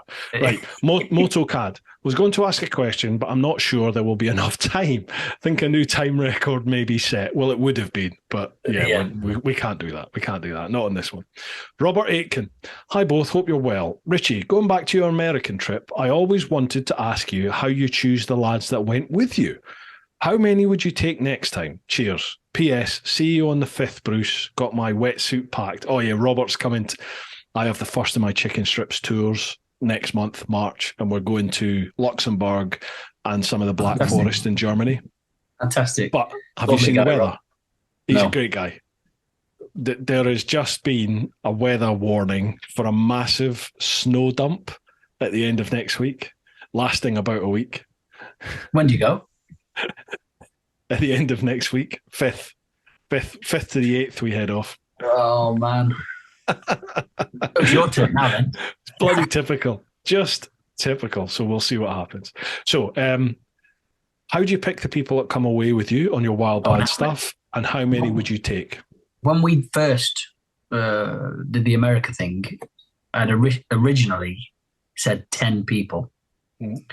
I'm so glad that we kept it at 5 because, you know, it's doing something that big. You know, the amount of paperwork and everything that's involved and making sure everyone's safe. And it was stressful with 5. But, you know, we've made lifelong friends out of those guys. And it's weird, really, because it feels like we've been mates forever now. And I didn't even know. I don't think I knew any of them beforehand, apart from Egon, obviously. But yeah, we've been, you know, like proper mates ever since. And it's lovely. Because, you know, again, I always say if you go off on a tour, like that, and you're discovering it all together, you're witnessing it all together, and you're going through something very special together at the same time. So that never leaves, never leaves you, and you can probably not speak for a couple of months at a time, and then just pick up where you left off, and so there were no strict rules to follow or anything. In fact, there was one of the rules was, this is going to be a very, very, very big tour. It's not going to be easy at all. There's going to be some proper miles. So, please only apply at the time. This is when we put like an application out. Please only apply if you think this is you, kind of thing. So all signed and sealed, all done. We met, rode down to Gatwick Airport. The bikes had all gone into the cargo area. We'd all checked into the hotel rooms. And then, meeting at the bar for beginning of an amazing trip, drinks kind of thing. And one of the guys said, so we're sitting around having, I'm cheersing everybody, so excited. And one of the guys says, it's going to be interesting, this is, because I've never ridden on the other side of the road before, never been abroad before. And I'm like, and then he said, and I have terrible arthritis in me left hand, clutch hand. But I have ridden some distances before. I've done like, I did 100 mile once in one go. Wow. And I'm sitting there thinking, oh no, this is gonna, oh no. And it was spot on, like, but there were no issues whatsoever. But I just remember sitting there thinking, why have you come on this trip? It's going to be like, 400-mile days and a lot of work, but it was brilliant. It didn't, no issues at all. Mate, I don't know. Did you ever see my second Morocco trip I did with Toro?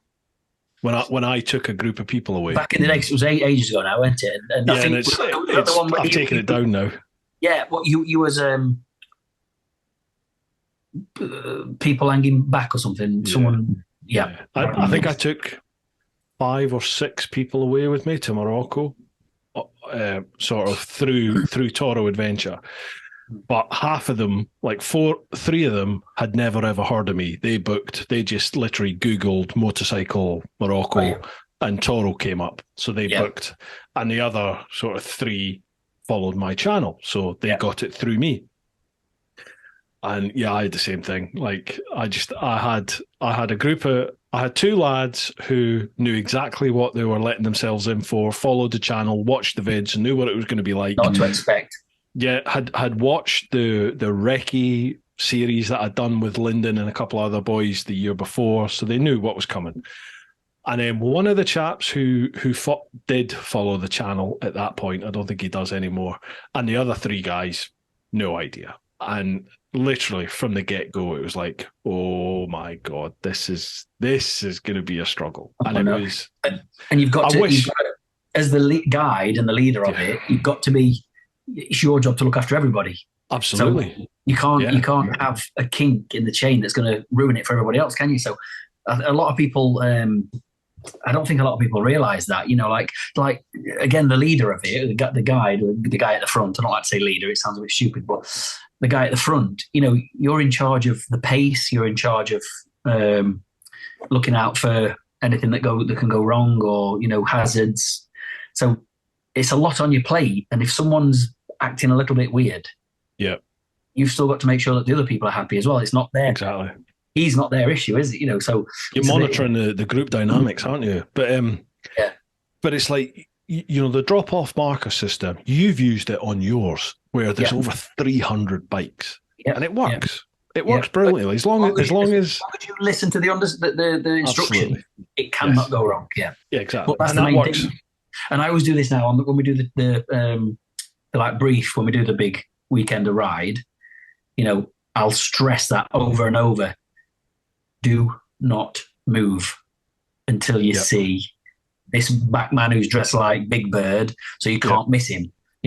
Don't just drive off, because the second you do, you ruin it for everybody else behind you. Yeah, and absolutely. Even if you've been sat there for 15 minutes, 20 minutes, 30 minutes, if you've not seen that back man, there's a reason you've not seen him. Don't move. Yeah. And so what was it? Were people not listening then, or? No, it's like, if you've got me at the front and I'm doing 60, 70 mile an hour, and then you've got the ones at the back who are doing 15, 20, you very, very quickly, you develop a massive, massive gap. And it was just like, I couldn't, as a guide, I couldn't, like these guys at the back were in their late 60s to mid 70s. I was like, I can't, you're in Morocco, we're in Morocco. It's hot, it's humid, you're in a strange place. I love Morocco. It's a fantastic place. But if you've never been there before, it can be quite intimidating, especially if you come into a town or a village or city, people are on you very quickly. People are hustling because they hustle. They know tourists. You stand out in line. I'd love to do Morocco. That's definitely one that's on my list. I've still never been yet. So yeah, it's definitely on the list. Sorry, mate. Which to me, as someone who's been and someone that knows you, sounds incredible. Just sounds insane because it's a ferry. It's a half-hour ferry from Toro. You ride an hour to the coast at Toro, and then you get a half-hour ferry, and you're there. It's like, you would love it. Do it. Yeah. Just do it. I mean, it is so, and you like your off-road as well. It's so easy to do. It really is, and everyone says that people are really nice, and I've said this time and time again, and again, I've had a couple of people criticize me for saying it, but they all look like pantomime villains, like they're going to slit your throat, but they are the nicest people. They literally would give you the shirt off their back, the last bit of food that they have in their bowl, in their plate. They are just lovely people, and it's you are dipping your toe into life outside of our little European bubble that we have here, like the Western bubble. Exactly, yeah. Because when you cross into Morocco, you have people living in mansions, you have people living lives like we live, but you also have people who stand in everything that they own. What they wear is their life. That is it. That's all the possessions they have. Next to each other as well. And they sleep at the side, like young lads, 15, 16 years of age, stand in what they own, and they sleep in that, and they hustle every single day to try and get money to buy food and to live. And it's that sort of disparity, and it's a real sort of insight into what actually the world is about, what life is like for a lot of people. I just love the place. I'd definitely love to. That's got to be on my list, definitely. I love everything about culture and all that kind of stuff. So yeah, cool. I'd love to see him witness that properly. Right, dude, that is all the Patreon questions. That's 3 hours. That's incredible. That's insane. Brilliant. Can we?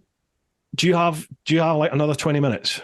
Yeah, let's go. 20 minutes. Yeah. So let's pick 2 random Instagram and 2 random Facebook. How's that? Okay. Cool. Yeah. Is that okay? You okay with it? We're talking 20 minutes, and we now think we're going to get through 4 questions. Well, we're not. All right. But how many did we answer on Patreon? How many were there 20? On Patreon? 20? Let me have a little look here. I think there was... Go on then, Mr. Maths, if that's 20 questions. 1, 2, 3, 4, 5, 6, 7, 8, 9, 10, 11, 12, 13, 14, 15, 16, 17, 18, 19, 20, 21, 22, 23, 24, 25, 26, 27, 28. 28 on Patreon. Wow. And that took us 3 hours. All right, do you want to do one? We'll do 1 Instagram, 1 Facebook. Let's do 20 minutes, and we'll cut it at 20 minutes then. Okay, right, you're on. I think that's fair. I think that's fair. Yeah. Okay, right, I will randomly scroll through. So I'm not looking. Oh, stop. Okay, Wild Ireland photos. Looking forward to this one. Questions to both. 1, what is it? Oh, it's one of these multiple questions. 1, what is it about us bikers that togging up in all the bike gear immediately causes the need to visit the loo? Hey, there's nothing worse. There's nothing worse than, especially when you're winter riding like me, just and you've got you've got your. Why, have you just done a trip in the winter, Richie? Have you? So you've got your long johns on, you've got your Gore-Tex suit on, you've got your heated stuff on, you've got another jacket on, and then you need the toilet. It's like sometimes I think to myself, I'm not even going to go because it's too much hassle. I'll just wait. It'll be warm anyway. Dumb and Dumber. Let's go, man. Yeah. Do you know, I'm terrible. Like the second I jump on a bike, within about 5-10 minutes, I need a pee. Yeah. I think it's just been old. Yeah. Okay, and he says, question 2, when are either of you coming back to Ireland? Oh, I've not done like Wild Atlantic Way or anything. The only thing I've done in Ireland. Wild that one. Atlantic. What's wrong with doing a Wild Atlantic Way trip on the VFR and the U-Butte? There's nothing wrong with that at all, but it's not dead horse to Ushuaia, Dickie, is it? And we've already stated we're going to do that. But yes, answer to your question, I'd love to come back. I'm just not. We haven't got any plans at the moment. Yeah, I'm desperate to do. I'm desperate. That sounds weak as fuck. Because if I was desperate, I'd do it. I want to do Wild Atlantic. I genuinely do.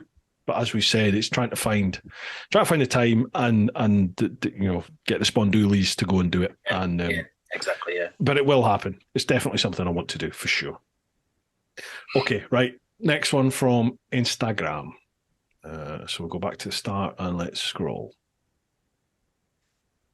Boom. Real Schwarty. Evening to you both. Hope you're all right. Question for Richie.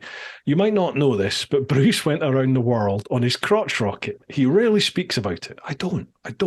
If you had the time and money, what would you do? Would you do something like this? When you think about it right now, what route is forming itself in your head? Okay. If I didn't have a family, a young family, mm-hmm. I would head off and be gone for however long. I don't know which way, but I would. Again, going back to Itchy Boots, she's away.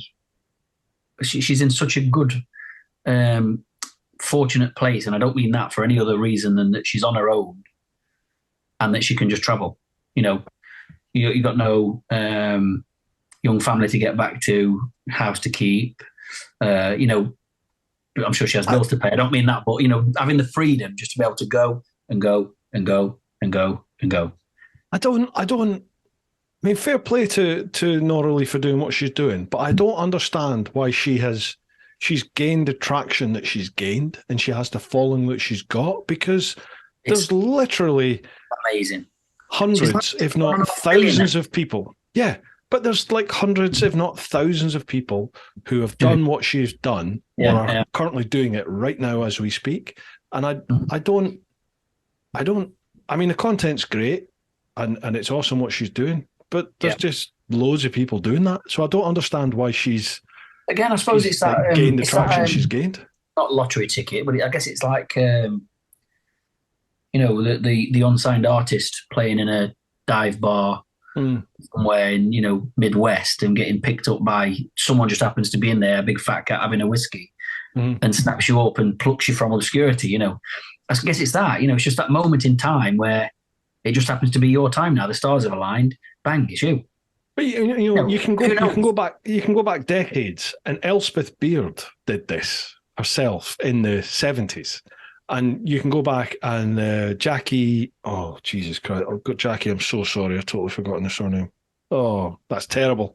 That's such a lovely woman. Forgotten her name. She's done it. Lois Price, she's done it herself, solo. Christ, who else is there?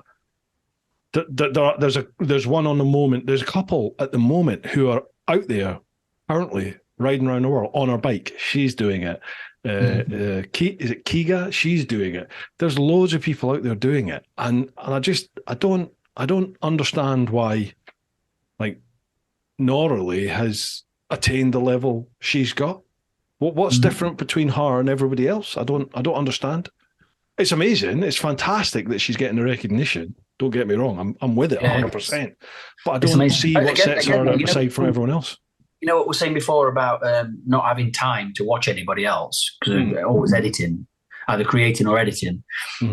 Like Norley, she'll do like a million episodes, won't she? Like, episode 187 of a season kind of thing. I don't know how she does that.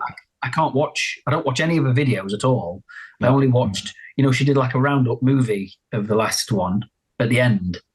So I sat, it was like an hour and a half movie. So I sat and watched that, which is kind of, I'm sure there's tons that got left out from the main series, but being able to watch it as a whole, as one feature length film, fantastic. And yeah, she gets some amazing footage.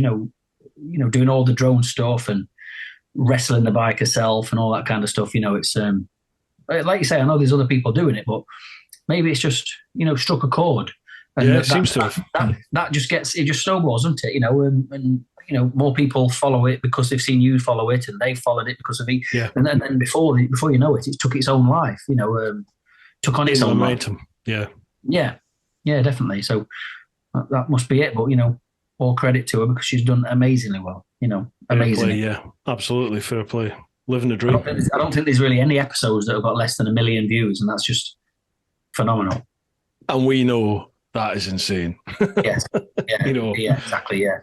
Just it might not sound anything.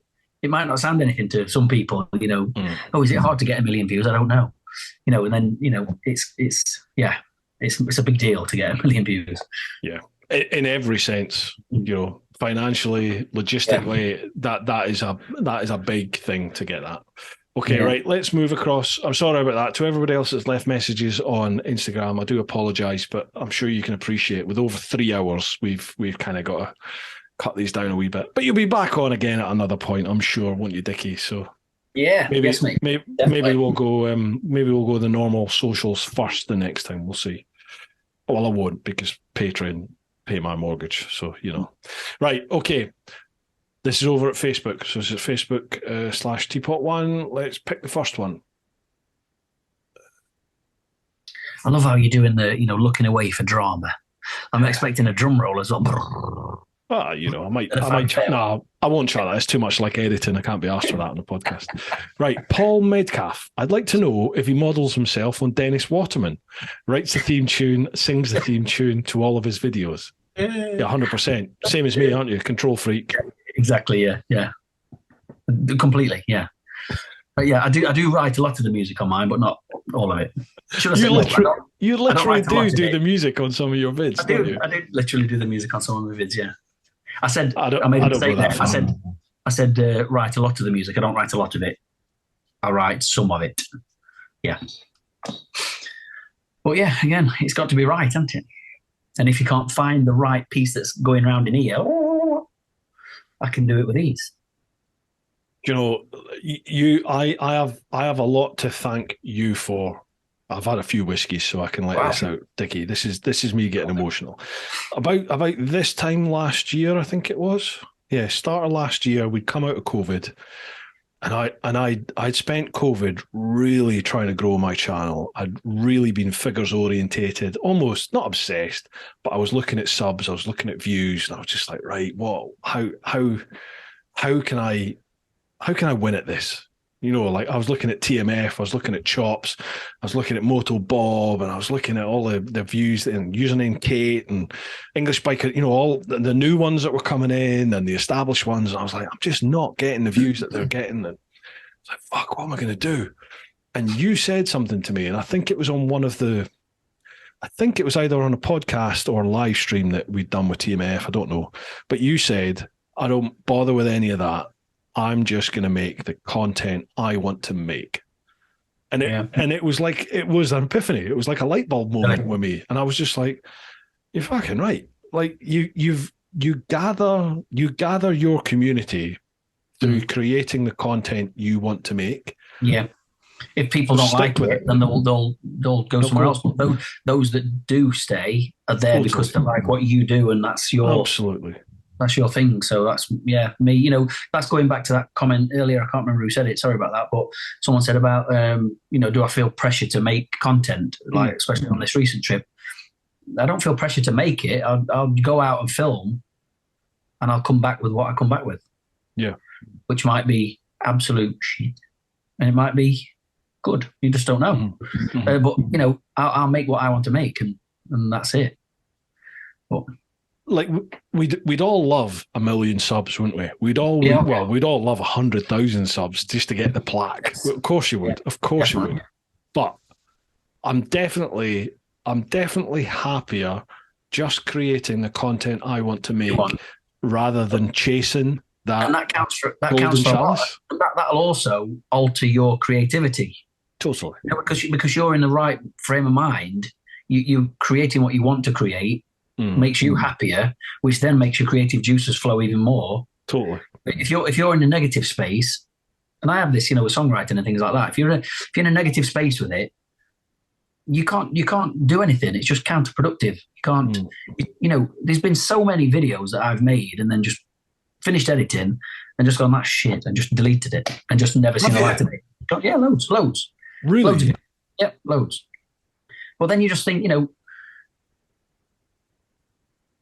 create the one that you want to make and, be the creator that you want to be. That's why, like the music thing, to me, that's been my life always, and it always will be, and it's nice to be able to incorporate a bit of the music into the other thing that I love, which is riding bikes and making videos for people to enjoy. I just think, and I know it's not very good business wise to think like that because you lack, but you really, I'd hate to be in a position of real success creating something I didn't want to create, because then you're trapped into it, then, aren't you? Yeah. I have this. Just one sec, Bruce. Her indoors has just text. Could just come up on the screen. She's put, I've gone to bed. I don't know what she put. It popped up on the iPad then. She put, I'm going to bed. I'm not coming in to say goodnight because I don't want to be on YouTube. Fair. No night, Mrs. Vida. No night. No night. Mate, I'll not keep you too much longer. Yeah, I totally get that. It's like it's not a battle, but I'm very conscious that the trends come and go, don't they, on YouTube? Like the new bike comes in, the new bit of kit comes in. You get that email about come to this, come to that. Yeah. But for me, I'm just like, I have this thing about just being like everyone else, and I'm not, I don't mean to be derogatory to anyone. I know you do the launches and stuff, and fair play to you. But in my head, I'm just like, I just don't want to do what everyone else is doing. Do you know what I mean? I'm completely with you on that. I'm always the person that goes against the grain. I never want to be like anybody else. I never want to do what anybody else is doing. Yeah. And that's why, going to these launches, if I'm invited to it and I can do it, I'm not the one. I'm never going to make a video that's going over all the statistics and I'll make that video exactly how I want to make it. And that's pretty much more like me being out there. I've looked what I've got up to. Having a ride. Yeah. Having a ride. Yeah. By the way, it was this and this and this, but I'm not going to reel off what you could read in a magazine, because what's the point? I don't get it. That's not me at all. But I look at it and I go, well, you're doing it. Chops is doing it. You're going to create the same sort of videos as what I'm going to create. So I'm just like, no point. I'm not doing it. Just no. So I always find myself stepping away from all that sort of stuff. But it does harm you. It did up until, I'm definitely finding tour vids this year. Tour vids seem to be doing really well. Yeah. And you are as well with Hebridean. And I don't know if that's because of the extreme nature of it. But, my Scotland tour's done fantastically well. Yeah, brilliant. Fantastically well. That's the thing. Launches and things like that and product reviews and blah, blah, blah. There's a million of them. But, if you're going off on a tour, you're the one that's creating this tour. It's you that's leading it. It's you that's talking about it. You're going to this mountain because you want to go to this mountain. There's no one else telling you to. There's no one else. It's like the whole NC 500 thing. I was saying before, don't just stick to the NC 500 because there's so much more of Scotland to see. So take yourself off. Even though the sign says NC 500 right, take a left. Just take a left. The road's less travelled. Yeah, go and just see where you end up, because I guarantee it will be brilliant. Absolutely. Take yourself off and just do what you want to do. What's the point otherwise? Why follow the herd? Yeah. And why make something that you don't want to just because, it gets a few more numbers than the one that you do want to. And that's disheartening. For me, for instance, the music thing, who was I telling this to the other day?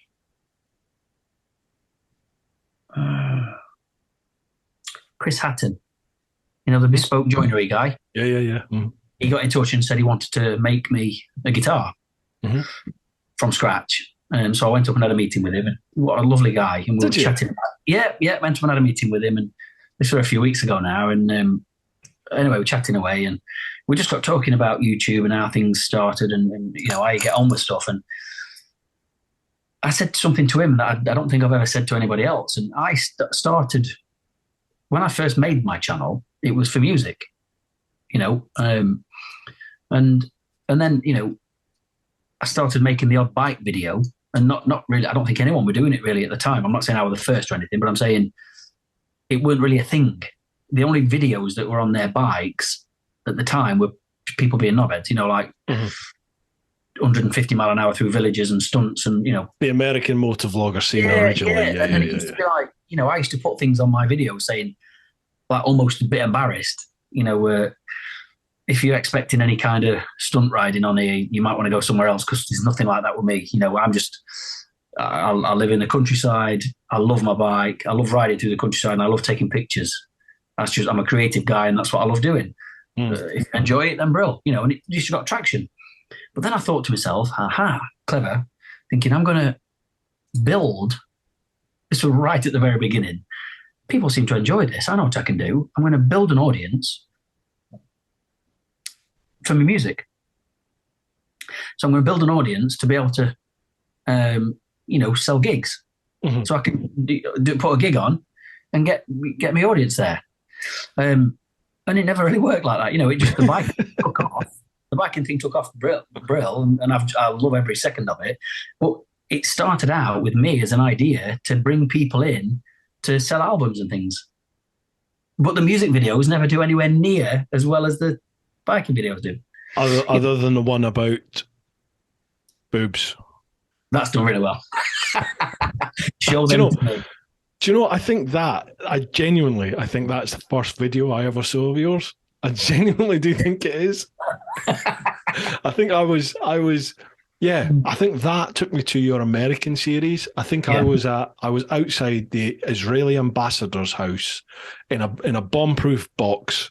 Wow. And like watching my phone on the sly because we weren't allowed to, but everyone did. So I'm watching YouTube and that, show them to me thing came up. And I thought, this is good. And then it just naturally progressed onto one of your Americans. And then that took me onto the American series. And I was like, who's this geezer? And it went from there. It is weird how things happen, because like I say, it had no intention of it taking this trajectory, if you like. It was supposed to be for music. And music, as I said to you before, has always been my first love, and that's why when we were all locked down and we couldn't do anything, that's why we couldn't ride. I had to still create. So I just thought, I love that daily series you did. Yeah, I just thought, that's what I can do. So I will. So I just did one every single day for. It's weird now when I think back. I think I did about 50 or 60 songs. Yeah, and that's crazy to think. Like, how the hell did we have the time to do that? Well, that's all we did have. So crazy time though, wasn't it? I know, crazy. Right, dude. Last question, and then I'll set you free. Appreciate this 3.5 hours, mate. It's incredible. Oh, mate, thank you very much for having me on. It's been a pleasure. Oh, Jesus, mate. Thank you for showing us out. Sue Opie, how you doing, Sue? Oh, bless her. Hi, Sue. Well, when are you guys going to get together with Mr. Fish again? Best vid ever. Cried with laughter watching the three of you. Well, we're doing Dead Horse to Ushuaia, aren't we, Dickie? On 125s. That's the next season of Big Little. It'll take all bloody year, that. We've tentatively spoken about it. We can't chat on camera about this yet, but we have tentatively, and I genuinely do think that some cogs are turning, definitely. I think that's a biggie for the next one. So cheers, Sue. Glad you enjoyed it. Hope you both well. Right. Absolutely, yeah. Hope the both of you are good. That will do us. There's a whole load of questions on Instagram and Facebook, but we've done 3.5 hours, mate. Exactly, yeah. It's a shame to leave the questions. Thank you very much to those that did leave questions. But yeah, as you can see, we're both rabbited quite a lot. 3.5 hours. That's crazy. Absolutely. I really do. I appreciate everybody that leaves the questions every week for the podcast. I mean, you literally are the meat and two veg of the podcast. And I know some people on Instagram and Facebook say, what's the point of leaving because you never get to them? But, you know, we do. It's probably 50-50. And I really do appreciate you taking the time to leave the questions because it's all part of the podcast. So keep doing it. Keep doing it. Dickie, Dickie, I keep calling you Dickie. I'm sorry, mate. I've tainted you with that. Rich, you definitely have. No, mate. No, you don't change it now. I was genuinely hoping that would die off. It's not died off. Chance. Not it never will. So I think from here on out, I will be Dickie to you. That's it. Dickie Vegas, absolutely. Right. I love you for it, mate. I love you for it. Dickie, I cannot believe it's been so long since we got together in person. Let's sort that out, mate. That's ridiculous. Yes, definitely. And let's sort that. But before we end the podcast, the table is yours. Plug whatever you want. Say whatever you want. Over to you. Well, no, I don't need to plug anything. But I just want to say, yeah, thank you very much to everyone that's left comments and questions on Bruce's podcast. And it's been nice to chat, to get through them all. Well, 20% of them. Yeah, yeah. But yeah, thank you. It means a lot. So thank you very much for leaving those questions, and thanks to all those that have left comments and views over on my channel for the Hebrides video. If you've not seen any of them, I'm sure Bruce will be very kind to drop a little link in the comments below. Yeah, it's been a pleasure. Thank you very much, Bruce. I take it you've put the Hebridean tour into a playlist, have you? Yes, it right. is, yeah. I'll leave a link down below, folks, to his latest tour. Just check that out. It's a stunning cinematic effort, and it's a stunning just physical effort. So check it out. See what the man has done. It is incredible. If you're not already subscribed to Dickie, if you like what I do, you're going to love what he does. So make sure you do that. Thank you very much. Dickie, absolute pleasure. Sorry that I've forced you onto your false cheap whiskey. But false cheap whiskey, oh dear. Might as well finish off with one, haven't we? Absolutely. Don't put any of your fizzy pop in it. It's just a proper bloody bourbon. You went all Cornish on me then. I can probably do another bit of a podcast out of this bottle. Right. Slange, been an absolute pleasure, Chill. Thank you very much. I'll see you soon, Bruce. Thank you. Thank you very much, everybody. Right, folks, hope you've enjoyed this one. Apologies if we've not got to your question, but you will be back on, so make sure you post it up the next time. Folks, keep doing your thing. Look after those that you love. Get on out there whenever you can. But most importantly, live your life. Slange. Ooh-ha!